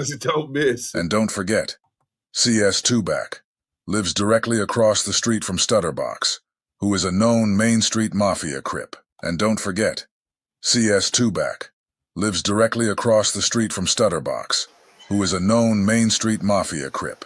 If I know what I knew now, I would have jumped over their car, cuz, ran across the lawn, kicked in Wack door, and killed cuz on Main Street. So there you go, Ant. I didn't say that. I knew I didn't say that. What I said was, don't forget that Porky lives directly across the street from Stutterbox. I didn't say it was in the paperwork. However, the paperwork clearly states that CS2 back was worried that if any member of the Main Street Mafia found out he was working with the police, they would orchestrate his execution. All I did was point out that there was a guy from Main Street living directly across the street All from right, Porky. AB. And now you just heard what Stutterbox said himself. He said if he knew what he knew now, he would have kicked in the door and killed him. That lines up exactly with what the paperwork said. Porky was afraid that if Box found out, it could have gone just like that. Because again, the paperwork says, if any member of the main streets. So no, I didn't say the paperwork said somebody lived across the street. I made an observation based on facts. So again, let's be clear. I never claimed the detail came from the paperwork. So while CS2 Back keeps lying, understand he's doing it for a reason. He's doing it because he knows this is about him. Now that you've seen what the paperwork really says, the next time he shows up trying to spin it, don't let him slide. You've seen the truth with your own eyes. I've stepped foot in a lot of hoods. I have never been on the ground with my feet in the main streets. I've driven through, right? But I've never been, I know a bunch of them. Well, that's a fact. That is what a cop would say. When I go to the east side, I already flashed the back. I came in and put everybody on the wall. You're too late. Now, we taking a $5,000 bet. Porky keeps running his mouth about that $5,000 bet. Next time you see him, flip it on him. Tell him this. I've got a $100,000 bet that you can't show anywhere in that paperwork where it says CS2 Back was a low-level drug dealer, or any kind of drug dealer, period. Let's see if he takes that bet. Spoiler, he won't. And to scandalous Los Angeles, let me explain this to you. I don't have a question whatsoever. I don't have a problem whatsoever asking him that question, asking him why did he tell me the Main Street narrative and the drug narrative and the paperwork say something else, being that I had ever read the paper. I don't have a problem with that. Again, it still stands as I've been saying and as I still stand, solid as ever. Ain't told on nobody, ain't a CS to nobody case, ain't a CI on nobody case. Don't frequent with no known snitches, don't frequent with known CS or CIs. Now, just because you played this in front of me and say, oh, you seen this with your own eyes and now you know the truth. And just to be clear, I didn't make that statement trying to back you into a corner or put you in some kind of pickle. On my mama, that was never the intent. I said that because there's a lot of people out here who have been forced to listen to this dude lie. Because like I told you, you're not the only one he spins. He does this to everybody. So I was speaking to them too. Like, here y'all go. These are the facts. You've heard the lies he's been telling for years. Now you can see for yourself. The paperwork does not say what he's been claiming. So when you're around him, at least you'll have the truth in your back pocket. I'm not even saying you have to ask him. I'm just saying now you'll know he's lying, and that we're not. That's all it was. It's still a narrative for me because I'm not a part of the case. I'm not Mark Stevenson's. I'm not the one that did the compromising, and I'm not the police. This is something that was placed out there. That's just like if I come out here today and I read, hey, yeah, man, on such and such date, man, CS Woochie Woo said he pulled up at the laundromat and he did a controlled buy with Jefe. You know what I'm saying? He bought 2 ounces. You know what I'm saying? Boom. Then double back an hour later and this and that. Then he furthermore is giving information on this. I know in my mind who the hell this is. I'm the person that dealt with this person. I can tell you this person is a CI. But I still have to handle that business because I know that he's a CI. Not you. Now, as far as you gangbangers, or you gangbang analytic, or you gangbang people that like to analyze the gang members and stuff like that, the tough civilians, oh yeah, you picking and choosing type people. Let me tell you something. In gangbanging, it's supposed to be this unwritten rule. These rules are unwritten, laws are omerta, exterminate snitches. Every hood around the world that has a gang, has a snitch, has an informant, and somebody know about it, and somebody calling themselves solid didn't do anything about it. Let's just keep it real. Listen, Ant. I agree with you. I don't disagree with what you're saying. But let's be clear. This has nothing to do with anybody trying to harm or exterminate Porky. Nobody is saying to go kill Porky. I don't even know how that narrative got started. Porky is the one running around telling lies. All we're doing is telling the truth. We're combating lies with facts. Nothing more, nothing less. There has never been a call to do anything violent or reckless toward that man. We're just showing the people he's a liar. Now, here's what I'm here to tell you. With all this being said, y'all keep trying to make it seem like I try to take up for Wack. I've never came on record and said that Wack wasn't a snitch. I never came on record that said Wack wasn't a CI. I never came on record and said Wack was not a CS. So it'd be a situation like the situation with Wack. I know Wack didn't tell on the main street. I know Wack didn't tell on the main street. I know Wack didn't tell on the main street. I'm not here to nitpick you, Ant. But I gotta keep it real. You did say that. And that's the only reason I even did the video in the first place. Because it came across like you were saying we were lying. Like I said earlier, your words hold weight. You're not Lieutenant Officer Love's boys. When he talks, nobody cares. Everybody sees he's a clown, a liar, and just out here blowing Porky's rod. But when you say something, people pay attention. That's why I had to respond. Think about it. Why do you think Porky went on Reggie's panel and went so crazy on you when you reacted to Deuce's live stream? Again, this isn't about beef or drama. I'm just responding because of the influence your voice has. That's it. I said I don't know.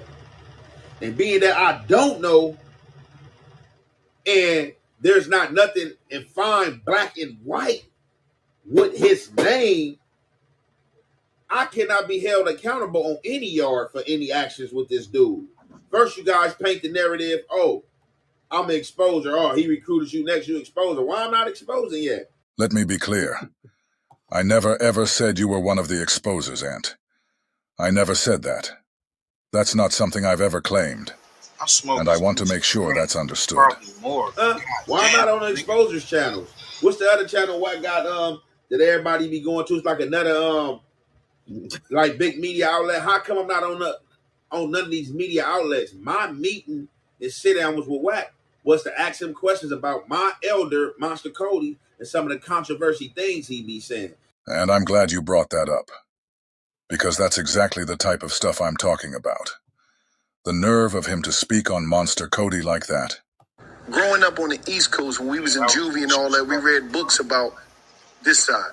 You know, outside of colors, the book that we had in jail was Monster Cody book. Yeah. It was a great book, a lot of lies, but great book. It was exaggerated. Wait, hold on, nigga.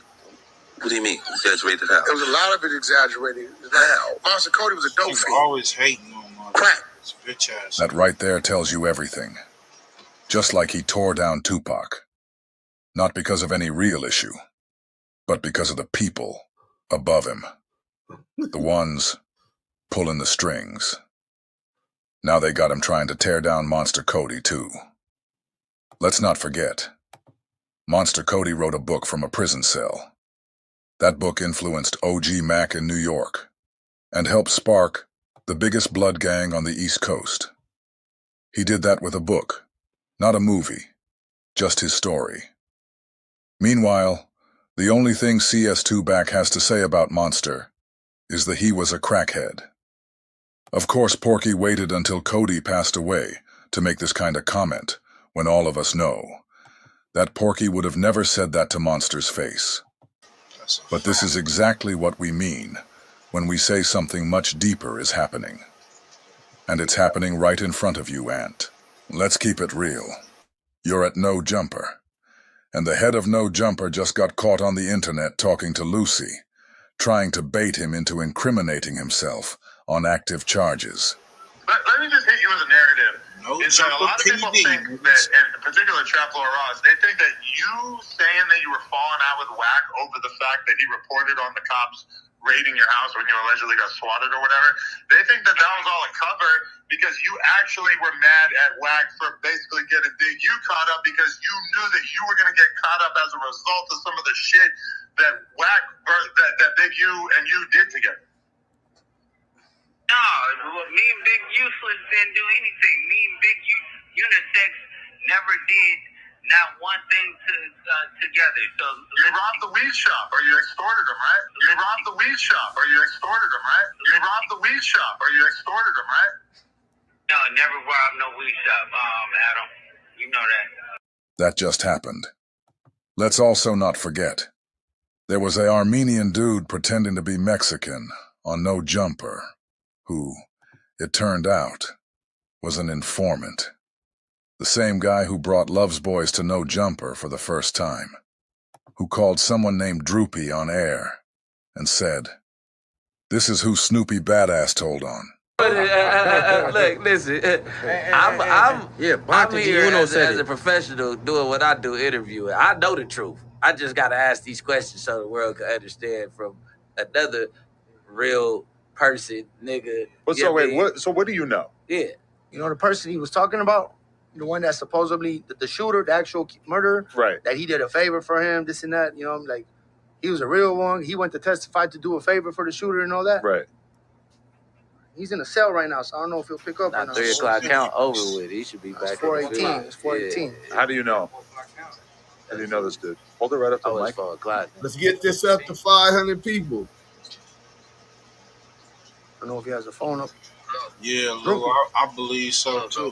It ain't no whole crowd for Adam Give me 1 accountable second, for bro. nothing. 1 second, hold on. Yeah, they about to work. That's a fact, dudes. So is Droopy while we wait. The homie from West Side Rivas. He's the actual shooter, alleged. The one that's right. What's wrong, my boy? You straight? Yeah, good. CO was crossing on me. Oh, my bad. I don't mean to get you caught up with that phone, but real quick. Hey, I'm on a podcast, my boy, called No Jumper. We're right here with Brick Baby and Adam 22. Real quick, bro. You remember I was telling you about old boy Snoopy doing that show? Has he ever done a favor for you, my boy, as far as testifying in this shit? Bro, you on speaker, my dog? I don't know that motherfucker at all. No one's done no favors for me. If getting me a life sentence is a favor, homie, then I don't know what to tell you. Because he was out here saying you told him to say certain shit in the testimony, dog. So why would I get a life sentence if he said some certain shit, bro? Dead on me, bro. So you never ran into him. Judge, on top of that, the night I get busted on me, you tell the cops what type of strap I even had, the color of it and everything on me. How could you remember? You know that? How is that helping me in court, bro? And he said he never looked at you. He just walked. He ran. He never looked back. He never seen. Looking at me, homie. He said that he never looked at you ever, never seen you, none of that shit. He said that he just ran straight. He saw the strap. He saw clearly exactly who I was. Then he started running, bro. So he had been got down on you. So when he came and testified on you on the stand.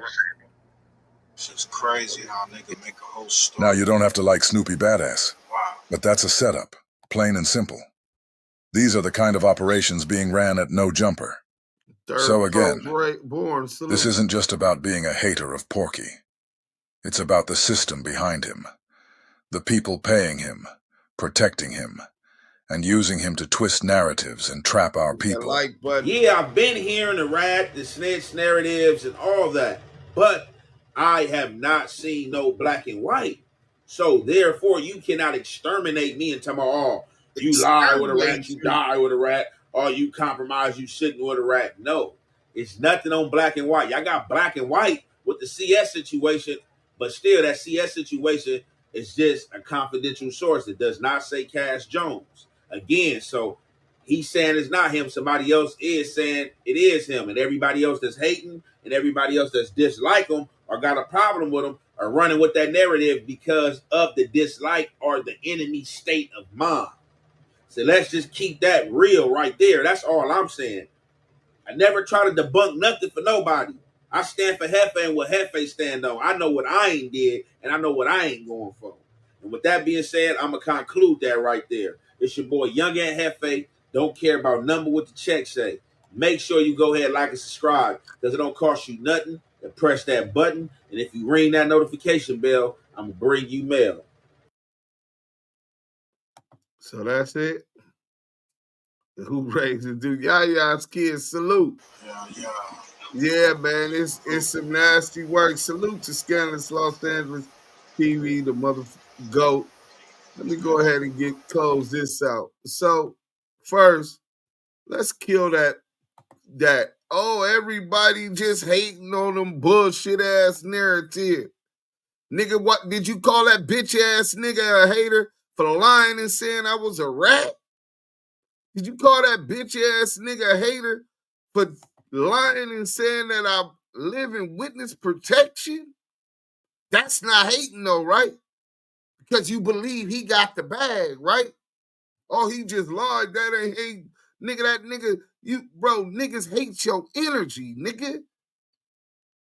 Niggas hate that you ain't downtrodden, that you ain't just a whoop slave, a beaten, a broken slave, nigga. That you still got fighting. You still got youth, that you smile at the worst situations. That you're grateful for another opportunity when you could have been doing a life sentence, when you could have been 6 feet underground. Niggas hate that. Nigga don't gotta have no money, nigga. On top of that, you assuming that this nigga got the bag. That nigga, bro, for all we know, his bank account look like my bank account, nigga. Nigga, you don't know what the fuck a nigga got in their account. So that whole narrative, oh, niggas is just hating, nigga, this is, no, nigga. And you saying you ain't seen the work? Well, we really finna get into the work. Ant Jefe tries to come across as being smart, but the words he uses proves he's borderline illiterate. I cannot with the chat. He said, that's crazy. They quoted it. Hey, sure you run that back in his face, Deuce, when the time is right.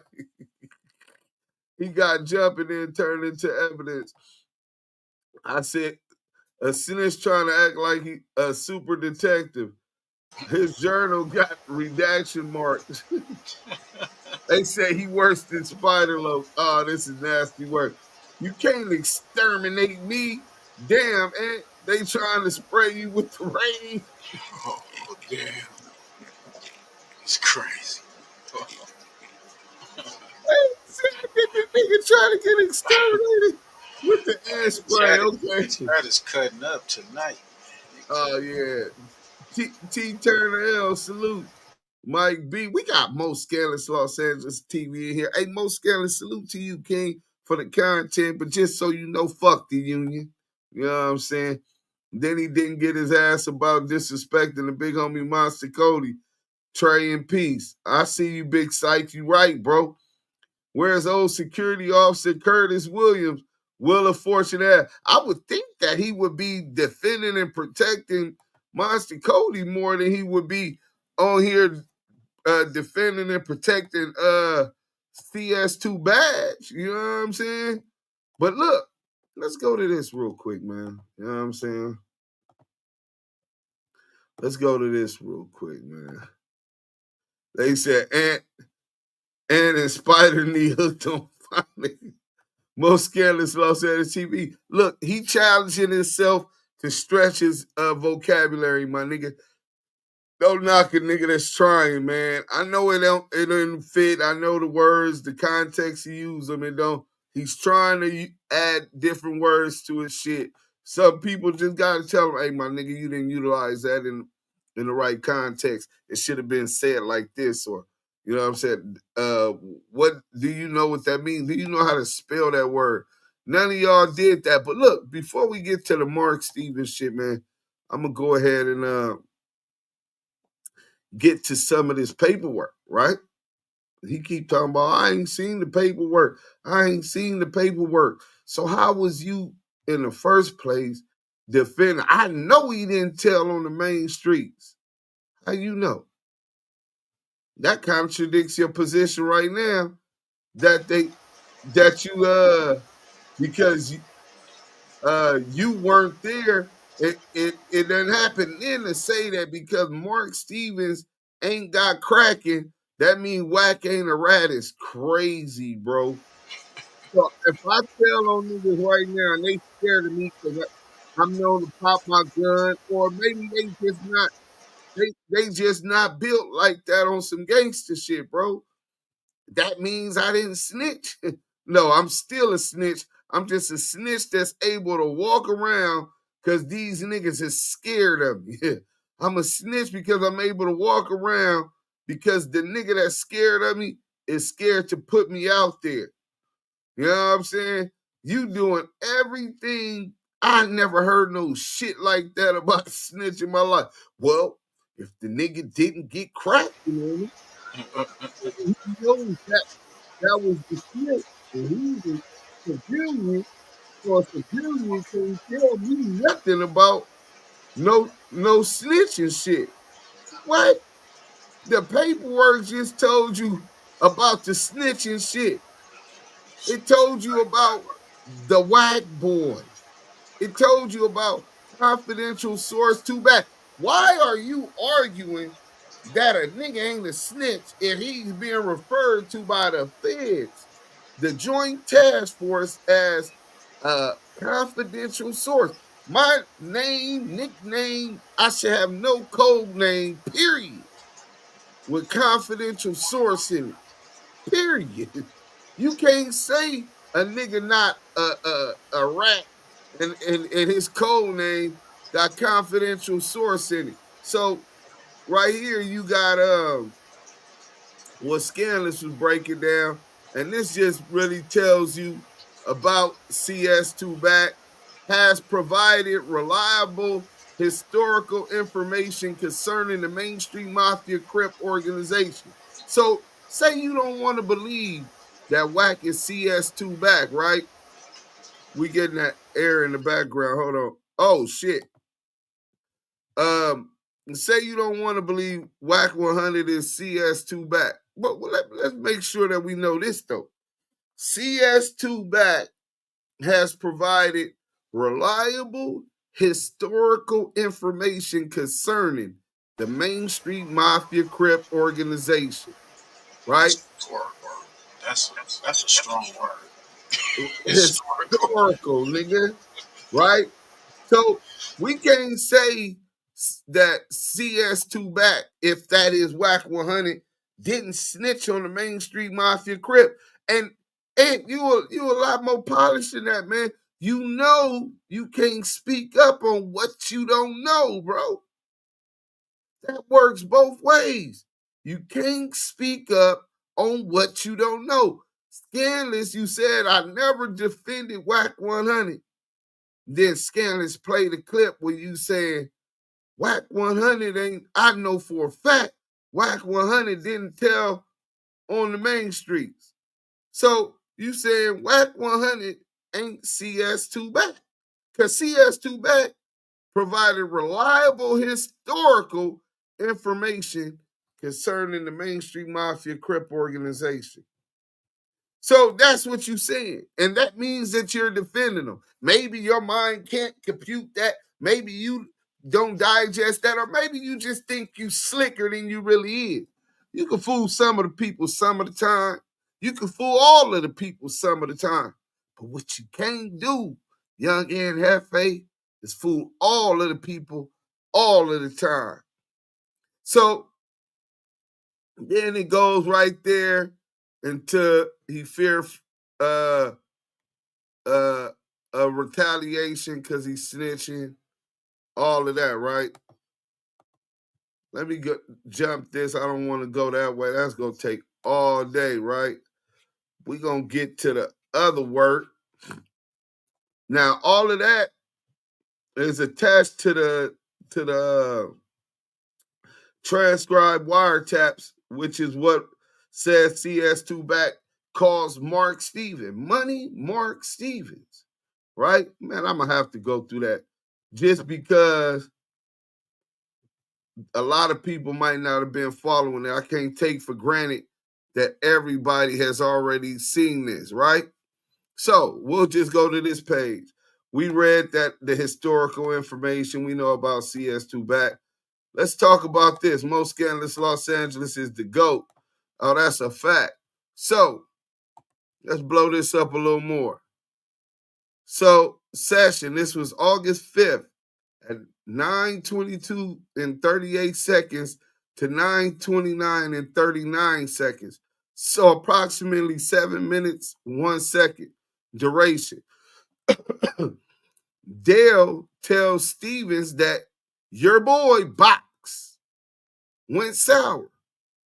CS2 back wants Dale's phone number. So the police listening to the wiretap are transcribing and what's going on in this wiretap. They're giving you a summary of what's going on. So CS2 back, the informant, wants Dale's phone number back, needs to talk to Dale. It's important. I need to talk to Dale. It's important. Dale talks about Box incident, and Back wanted to talk to Dale. Mafia talk, and someone's talking too much. Box sounds like Back has info on Box. So CS2 Back has info on Box and talking about phone lines being compromised. So what information did Back have on Box? Box punked the game. The phone lines is tapped. So I'm caught on wiretap. Stutterbox punked the game. 2 messages on Mark's phone. So now Back then also left 2 messages on Mark Stevens' phone, right? Mark is involved in the gang business and operations, dude. Back is calling on another line to Mark. So you got Back calling Mark Stevens on one line, and Del Dog is on the other line talking to Money Mark. JW, transcribed by KLS. Mark Stevens, MS, hit me about 3 times. He wanted Mark Stevens, MS. He hit me about 3 times. He wanted me to give him your number, so I was calling to clear it with you first before I give him your number. He called me and Del Dog, I'm cool. I'm cool on that, brother. Mark Stevens.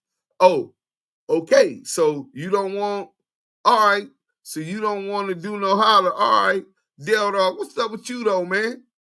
Mark Stevens. Well, man, we'll talk, man. You know, I just need to know, man, you when I talk to Back, I'm just gonna tell that nigga, man, oh man. Well, you know, homie, you been on the phone with dude, Stutterbox, and you know, Shine. You know what I'm saying? You right, man. No telling what lies he told a nigga on the phone. You know what I'm saying? Del Dog. And then though, when you call the dude, you make the dude talk about certain stuff on the horn. You know that's what they got going on. I ain't got no time for this dude. You Mark Stevens. I mean, you know, that's good information. See, now I know how to, like I said, I ain't helping the Wack Boy in a minute. You know what I'm saying? He called me out the blue yesterday. Not yesterday. Yeah, last night. Left me 2 messages. And this morning. And I just need to know how to play it cool. You know what I'm saying?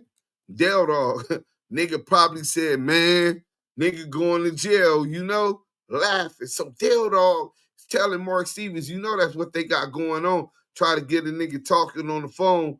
You know what I'm saying? Niggas probably saying they got to go to jail. They working. They laughing.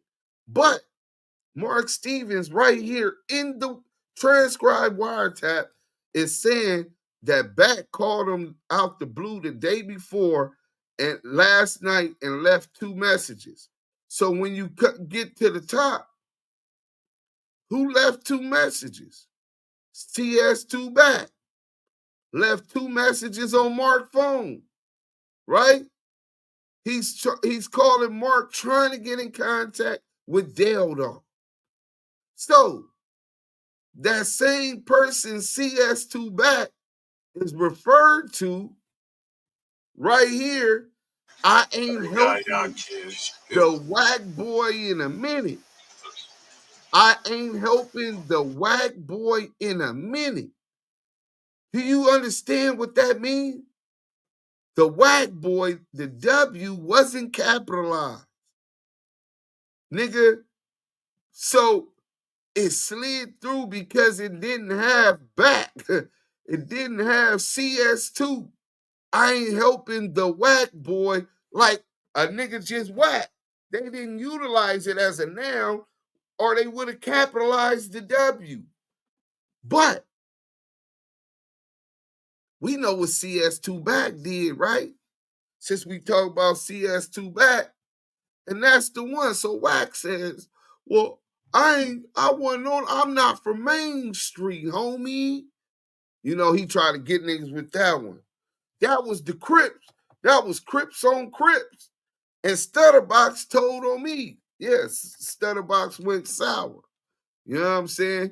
And he lined your ass up on the motherfucking wiretap, right? That's why you said you were a victim. You were a victim because you got lined up. So let me go ahead and go to this other paperwork, man, because it only gets better from here, right? Let me make sure y'all can see this, because I don't know if y'all can see the other one. Hit that like button, man. You know what I'm saying? Hit that like button. So in here, you got all of the paperwork. A whole bunch of people named that I don't know. I heard of some of these names, obviously, in the streets because they heavy. You got Brandon Nieder, a.k.a. 50 Cent. I don't know his real name. I heard of his name from Main Street, but I don't know him. So I couldn't have wrote that, right? All of these facts that's in this paperwork, I couldn't did it. Harbin, right? You know, these is the dude, Harbin and Nieder are caught on the wiretap talking about what's going on. He started biting back.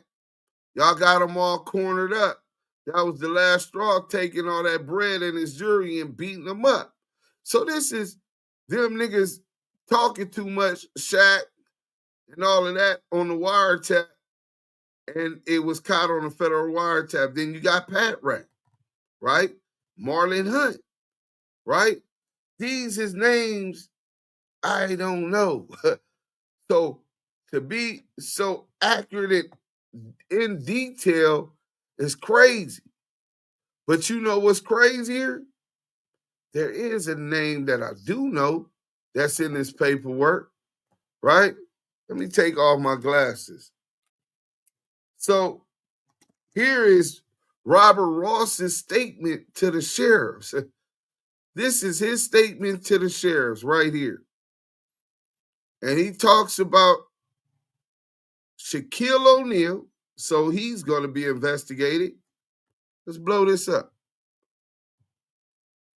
Ross explained, that Stutterbox, that this kidnapping and assault was the result of a business deal gone bad.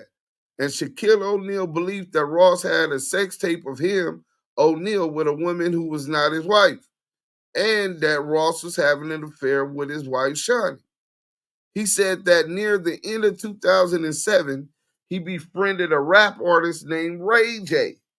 So, I mean, you guys would think if the alleged victim who was kidnapped and robbed is saying that this whole thing was over a videotape. I got the tape that and all started over a business deal gone bad. The Ray J deal with Koch Records and Deja 34, that they will go interview Ray J, right? Because, and then Shaquille O'Neal owns Deja 34, him and Money Mark Stevens. So then you have him here. Ross negotiated with a music recording executive named Mark Stevens, whose business is located in Atlanta, Georgia.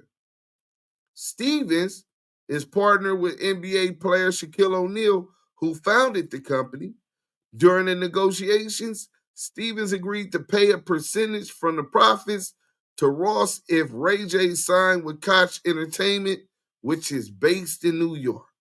So all of these people whose names are being mentioned would have talked to the police because they're going to do a thorough investigation. They're going to want to know whether or not they have information pertaining to this deal, what went bad, and Cash Jones just happens to be Robert Ross's next door neighbor. So I'm sure they would have wanted to know from his confidant. But not only was WACK100 Robert Ross the victim's next door neighbor, WACK100 is the one that linked Mark Stevens with Suge Knight to get Ray J out of his deal with Death Row Records. In return, Money Mark Stevens hired WACK100 as a security for Ray J. He was not Ray J's manager. He began as security for Ray J.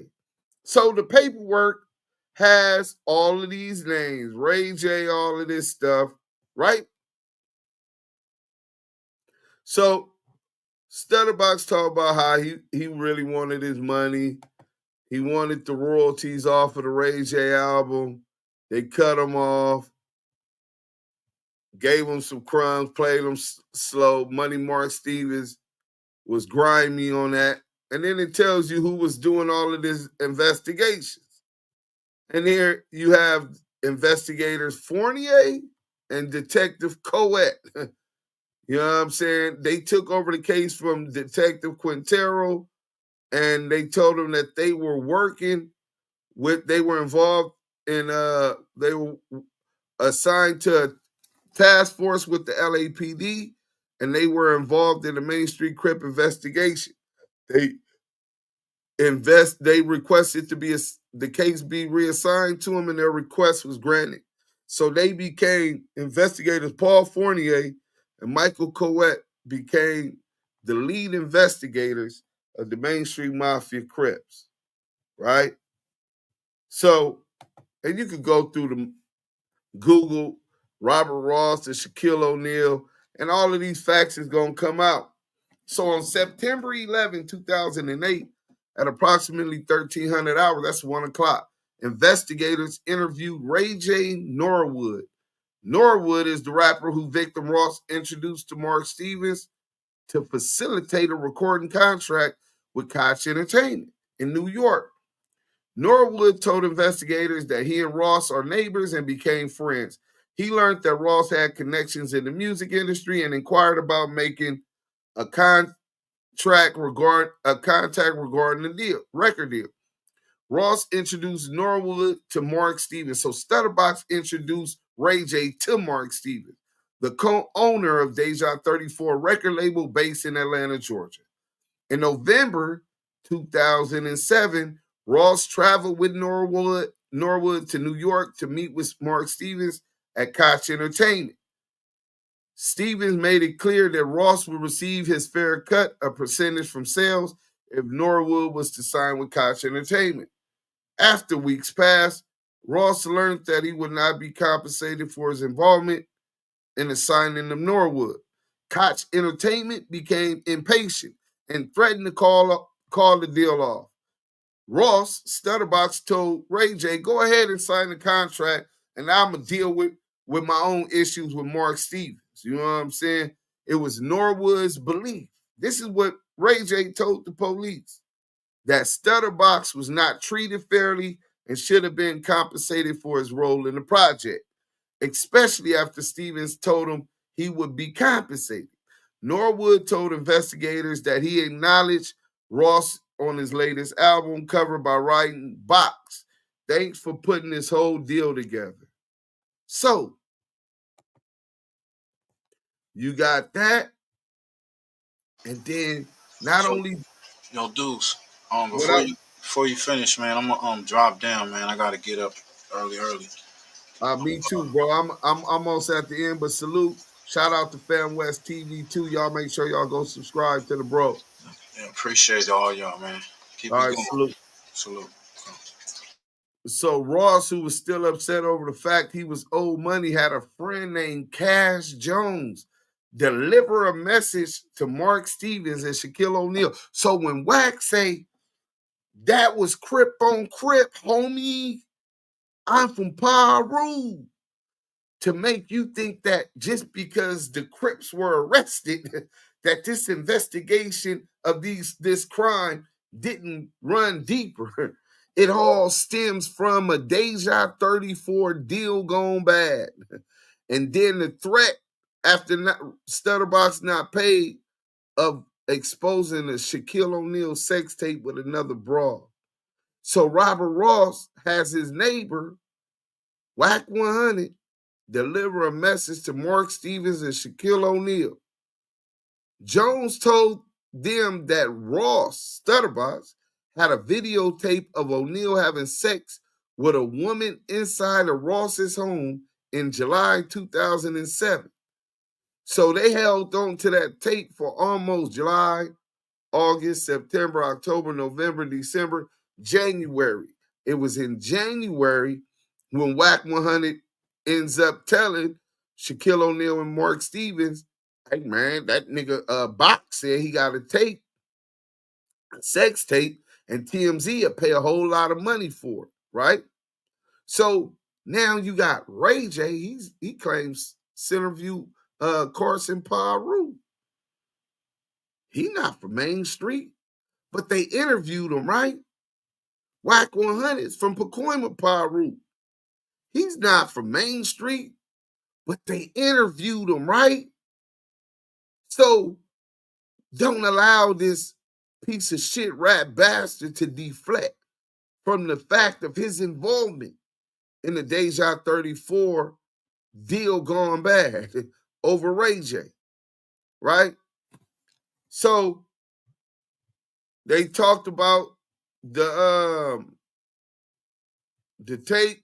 Fournier and Colette interviewed him, and they talked about the tape. And Stutterbox snitched on WACK100. Cash Jones delivered the message for Robert Ross. So Stutterbox did snitch on WACK100 and put him on there when they were doing this investigation.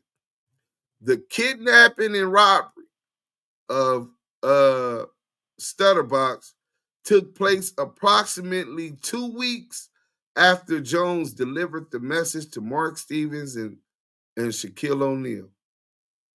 2 weeks. So then you get back up in here and you see Deja 34, Mark Stevens.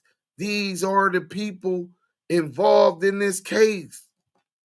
These are the people, not the ones that actually did the alleged kidnapping, robbery, and assault. These are the people who allegedly pulled the strings to it, right? Here goes again. So now you get Mark Stevens' statement to the police, to the sheriffs. And Mark Stevens says within the next couple weeks, Steven received a voicemail message from Ross stating, I need to talk to you, man. The big fella, he's slipping. He's making a lot of mistakes. Soon after, Steven received a call from Cash Jones. Jones told him that Ross had a videotape of Shaquille O'Neal having sex with a woman, not his wife, at Ross's home, and that Ross could take the tape to TMZ and get a lot of money. Investigators asked Stevens if Ross, Jones, or anyone else ever demanded money in exchange for the tape. Stevens said no, and he felt that this was an attempt for Ross to get back in contact with O'Neal. Investigators asked Stevens where he was during the evening of February 10th, 2008. He first said he was in Las Vegas when he received the phone calls from Ross's brother and Cash Jones telling him about Ross's being assaulted. However, this was 3 to 4 days after the assault occurred. Stevens later said he thought he was in New Orleans the night of the incident. However, he would have to check his calendar when he whatever, right? So here you got WACK100 name in the paperwork, and a blackmail and extortion attempt on wiretap, because the main streets was already under investigation when he was kidnapped. The FBI already had the main streets under investigation when he was kidnapped. So let me put these back on, man. You know what I'm saying? You gotta throw shade at the haters. You dig what I'm saying? So now, say you ain't seen the paperwork, we can send you that paperwork. What I'm saying is WACK100, if you watch this whole thing, said even for his enemies, if they say bring the word, bring the word. You're not his enemy. And in fact, you have no obligation to fire on him, stomp him out, bust on him, nothing. You're a Tray Gangster Crip. And in a position to win. Moving forward, you're podcasting, you're out of jail. A lot of people like your shit, and a lot of people have faith in you and you standing on business the way that real G's stand on business. Not just gangster shit, just how you move. Moving, right? You moving like the gangsters move. You understand? Literally and figuratively. So I wouldn't advise you to take off on this bitch ass nigga on no jumper. I wouldn't advise you to see this nigga knock him down or backdoor him or nothing. But you're supposed to ostracize that rat. You're not supposed to allow that rat to feel that he is on your level, that he can even communicate with you on some politics and shit about anything in the street. Because he's done. Where's his statement? We got Ray J's statement, K Slade's, Mark Stevens, even Shaquille O'Neal's statement. But we don't got Cash Jones' statement. Make this make sense. Also, why is he steadily lying about this case? I ain't got nothing to do with it. I saved 7 main streets. I never heard no shit like that in my life. I'm the one that put that together. I saved this Pyru saved 7 Main Street Crips. And then as soon as a nigga come up with the work, I ain't got nothing to do with that. That's not my business, homie. That's Crip on Crip. I was a victim. But he talked to dog. Let me go ahead and go there. We're going to have to go to, I got to go to sleep. I got to work again tomorrow. Another long day of work.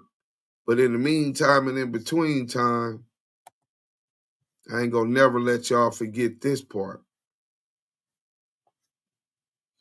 You know what I'm saying? That nigga said he talked to dog and to go ask Mark Stevens, right? This is what CS2 Back said.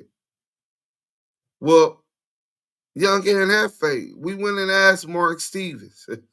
Mark Stevens told us what was going on. See, he didn't think that a nigga was plugged enough or had that kind of pull to where a nigga be able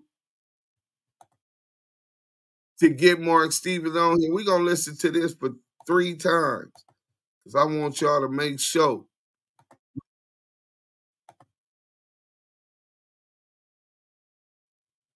He didn't talk to you, he wouldn't take your call. And I think, wait. And I think Mark tried to set the 3-way up. But they said he wouldn't talk. Yeah, and Dog said he was cool. He didn't want to talk to you in the paperwork. But listen, you got to remember, Mark That's what you said was going off of what Dog didn't want to talk to you because they said when Dog called you, his phone was hit. That's how they got on your line. No. And you play. That's what they say, what? Like, listen, in the paperwork, it said you tried to call Dog, remember? I tried to and he call won't take your call. And I sent it to you. And he I said talked to Dog. But he said he didn't talk to you. He wouldn't take your call. And I think, wait. And I think Mark tried to set the 3-way up. But they said he wouldn't talk. Yeah, and Dog said he was cool. He didn't want to talk to you in the paperwork. But listen, you got to remember, Mark That's what you said was going off of what Dog didn't want to talk to you because they said when Dog called you, his phone was hit. That's how they got on your line.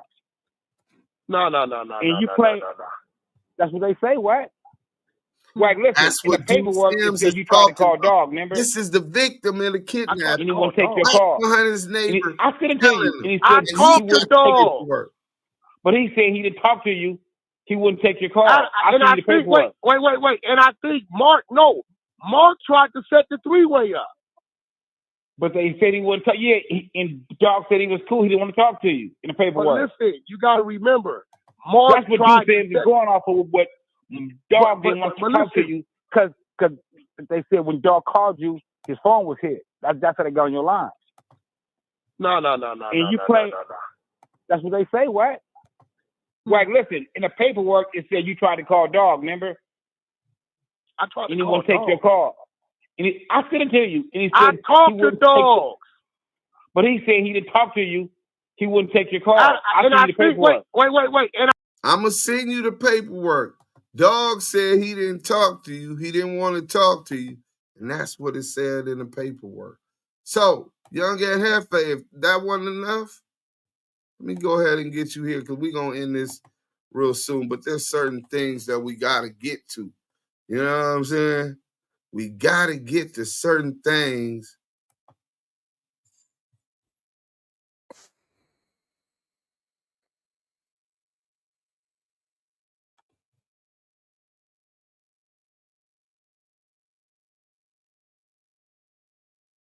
Confidential source, but you're also going to hear him place Wack directly in the CS2 driver's Rare seat. breed, salute. I'll interject a little throughout the interview, just to point out a few things.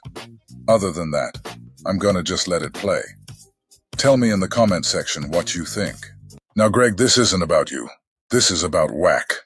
I understand you have to do what you gotta do, but if he can bring you on Clubhouse to tell us all that stuff, I feel I should be able to ask some questions, so the people can be informed. So again, this has nothing to do with you. This is about Wack. Yeah, I get it. No, and again, I'm not trying to get in the middle of whatever bullshit is going on between Wack and whatever bullshit's going on with Starbucks.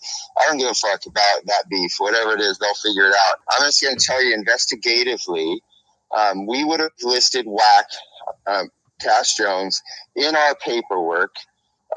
He would have been like target one, and his phone would have been target one. And so when we were looking at him, we used particular language in our paperwork. So if we're writing the wiretap affidavit for his phone, we would say Cash Jones, also known as Wack.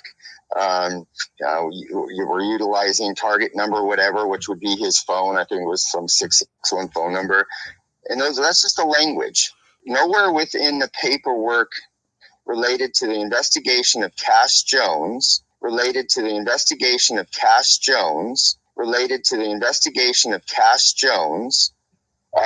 was he ever mentioned as a CS or an informant? Because he wasn't.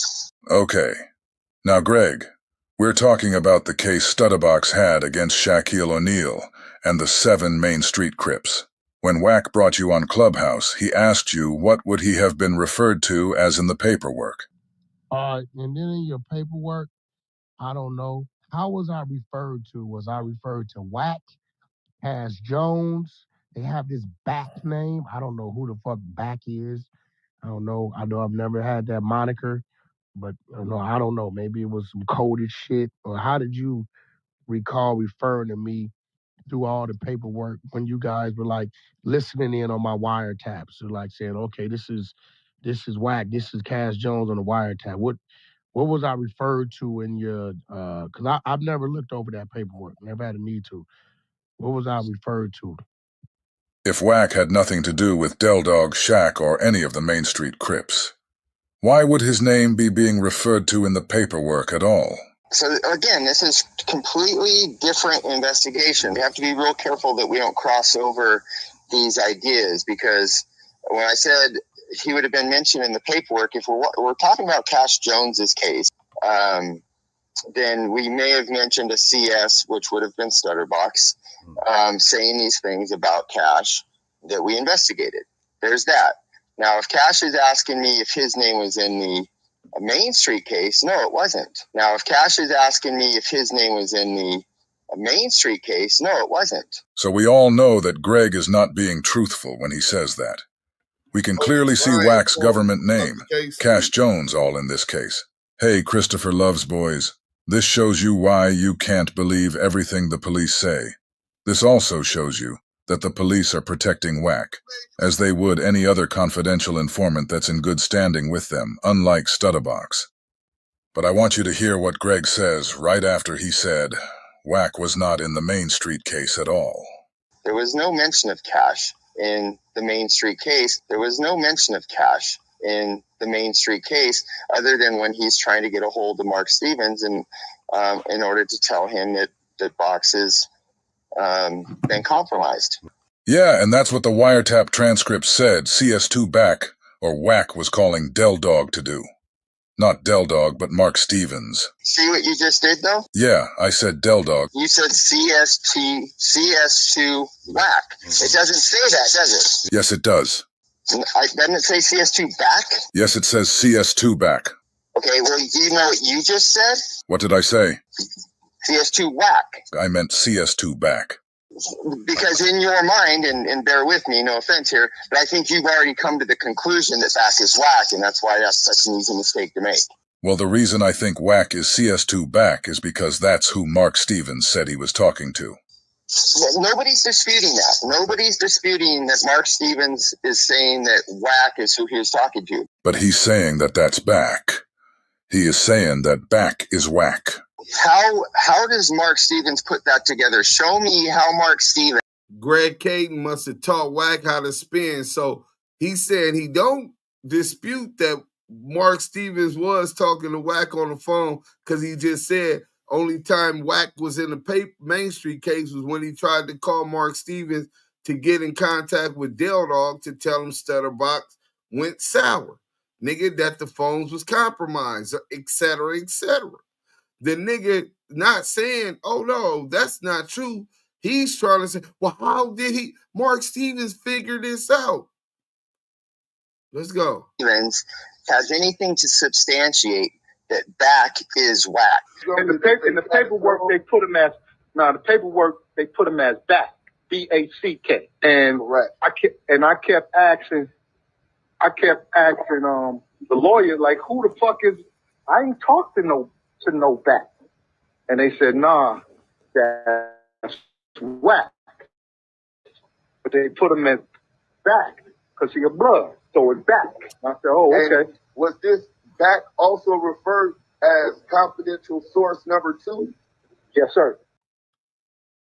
Let's fast because we are, part of the gang culture. We're not going to put Wack. We're going to put Back because he's a blood, not a Crip, and we don't. That's not how we operate. We don't. That's gang shit. We don't write as gangsters. We write as police officers and try to be as specific as possible. Greg is saying they try to be as specific as possible, and that they don't do things like that. But we're all looking at a wiretap transcript where they did exactly that. They put a person named Back in the paperwork, and no one knows who Back is. We don't change things in order to... So if Mark Stevens is thinking that, oh man, the cops just put this in there this way because he's a blood and not a Crip, it's not how it works. I hear you, Greg. But even without them doing that, the conversation with Mark Stevens and Del Dog did actually take place. And Mark Stevens is saying the person who called him looking for Del Dog's phone number was Wack. Mark said he doesn't know anyone named Back. So why would they put some fake person that Mark has never ever talked to in the transcripts? No, I get that. See, we are totally in agreement. The conversation is Wack, obviously. The conversation is Wack, obviously. So here, Greg Kading admits that the conversation is Wack. We said it. Mark Stevens said it. Greg Kading said it. Stutterbox said it to Wack's face. that conversation on the wiretap where Del Dog didn't want to deal with him. He said he cool on that brother. When Mark Stevens says, I ain't helped the Wack Boy in a minute. He just called me and left messages last night,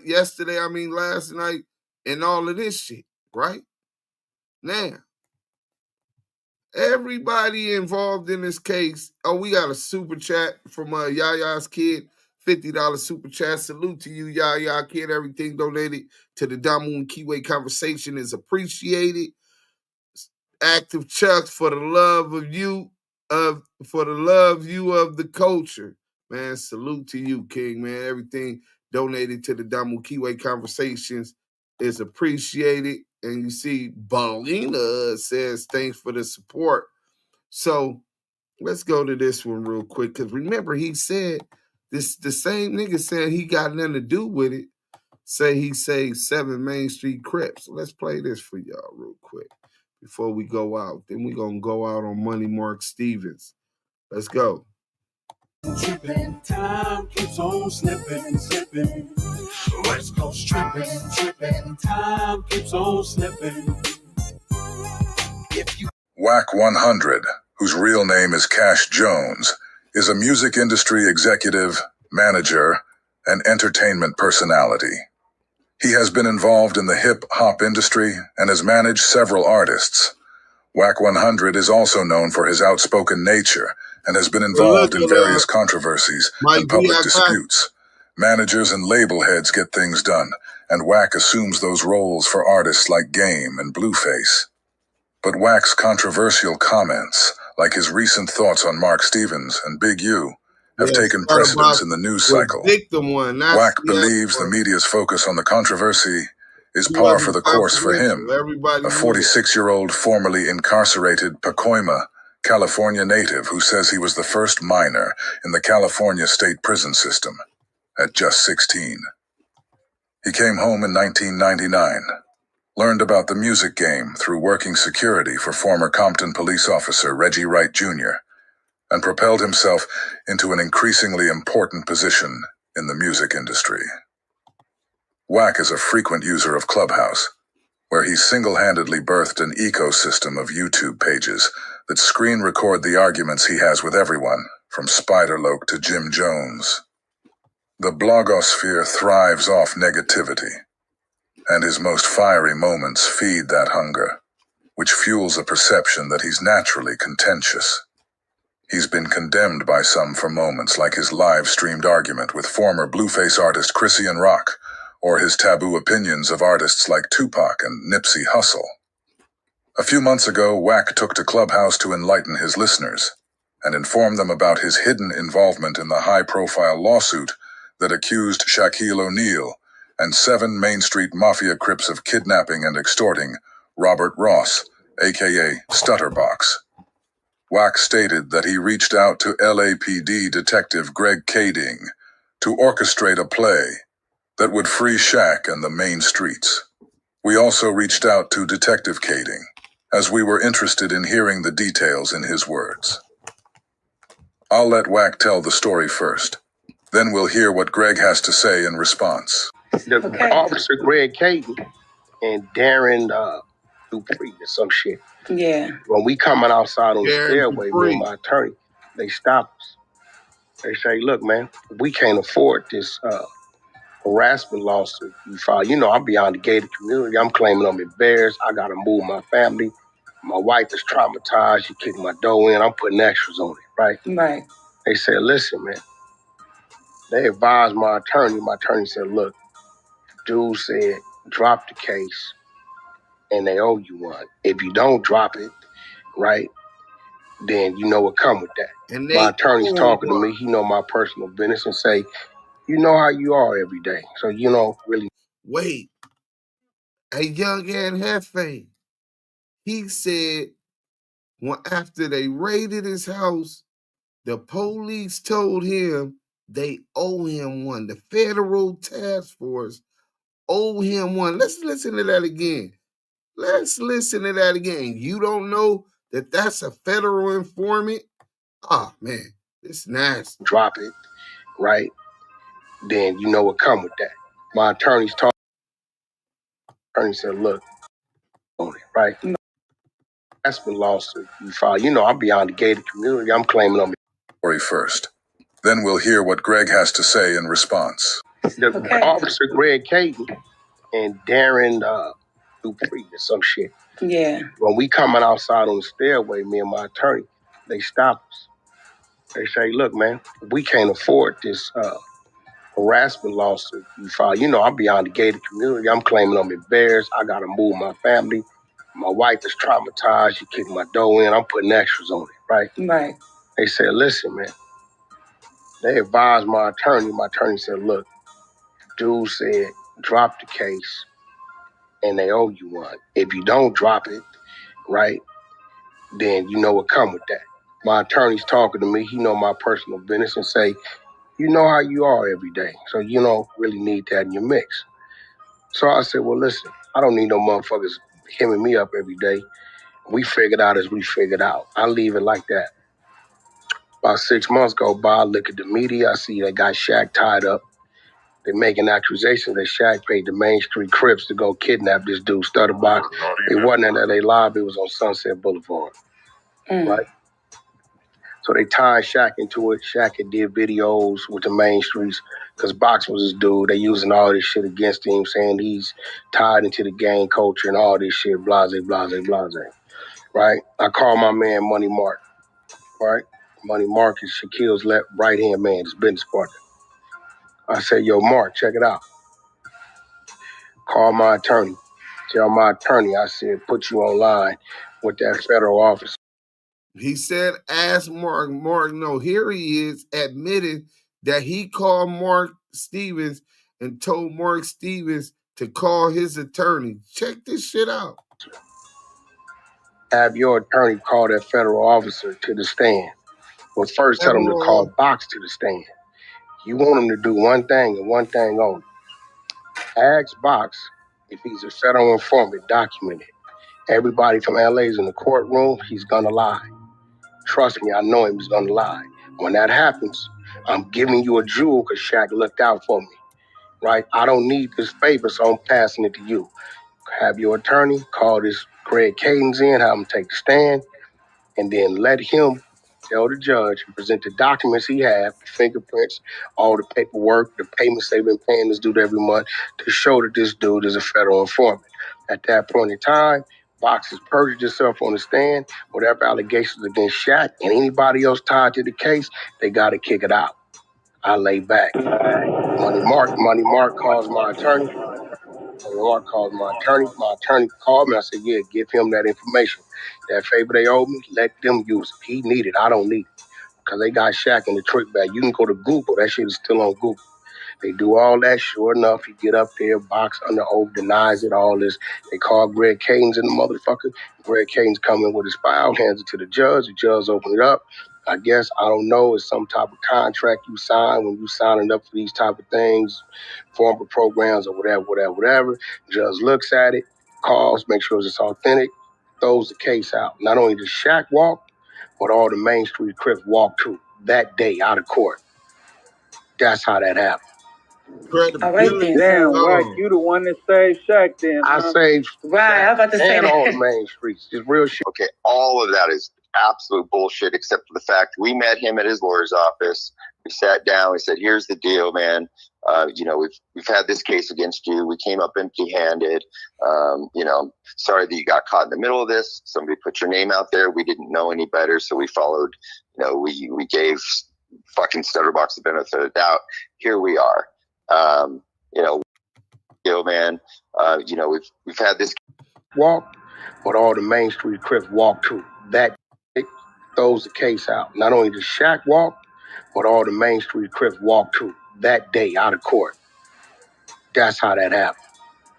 All right then. Damn, Wack, you the one that saved Shaq then. I saved Right, I was about to say and that. all the Main Streets. Just real shit. Okay.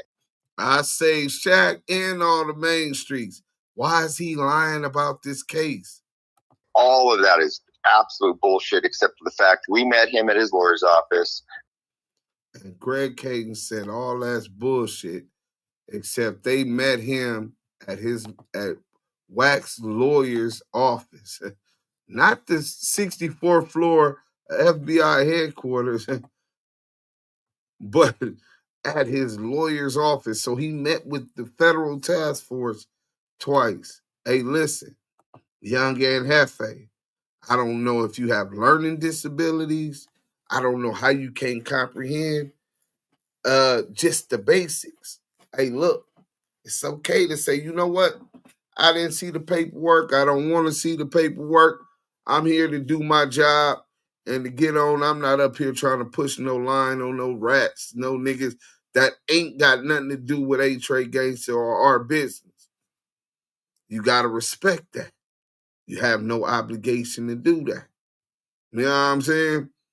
But to be defending this rat, it kind of goes past just a mere I don't know. No, you should have known. I didn't see the paperwork. You should have seen the paperwork before you spoke on it. I didn't want to. Why are you speaking up on a situation and defending a rat if you ain't seen the paperwork? If you wasn't on that case? If you didn't do the due diligence and research necessary? As you can see, I been did the research. I been exposed this rat. 3 million views on World Star Hip Hop in 3 days, 4 days. You must have missed all of that. You didn't get the memo. But look, it's 12. I got to work tomorrow. Tomorrow, we'll see where we at with the content. We already got some other shit we cooking up. Shout out Most Scandalous Los Angeles TV. Shout out to A Dose of Reality TV. Shout out to the No Cap Podcast. Shout out to Smoked Out TV News. Shout out to Fam West TV. Shout out to Stand On It Media. And anybody else I forgot, salute to y'all brothers. It's been another one. The Damu Keyway Conversations. We out.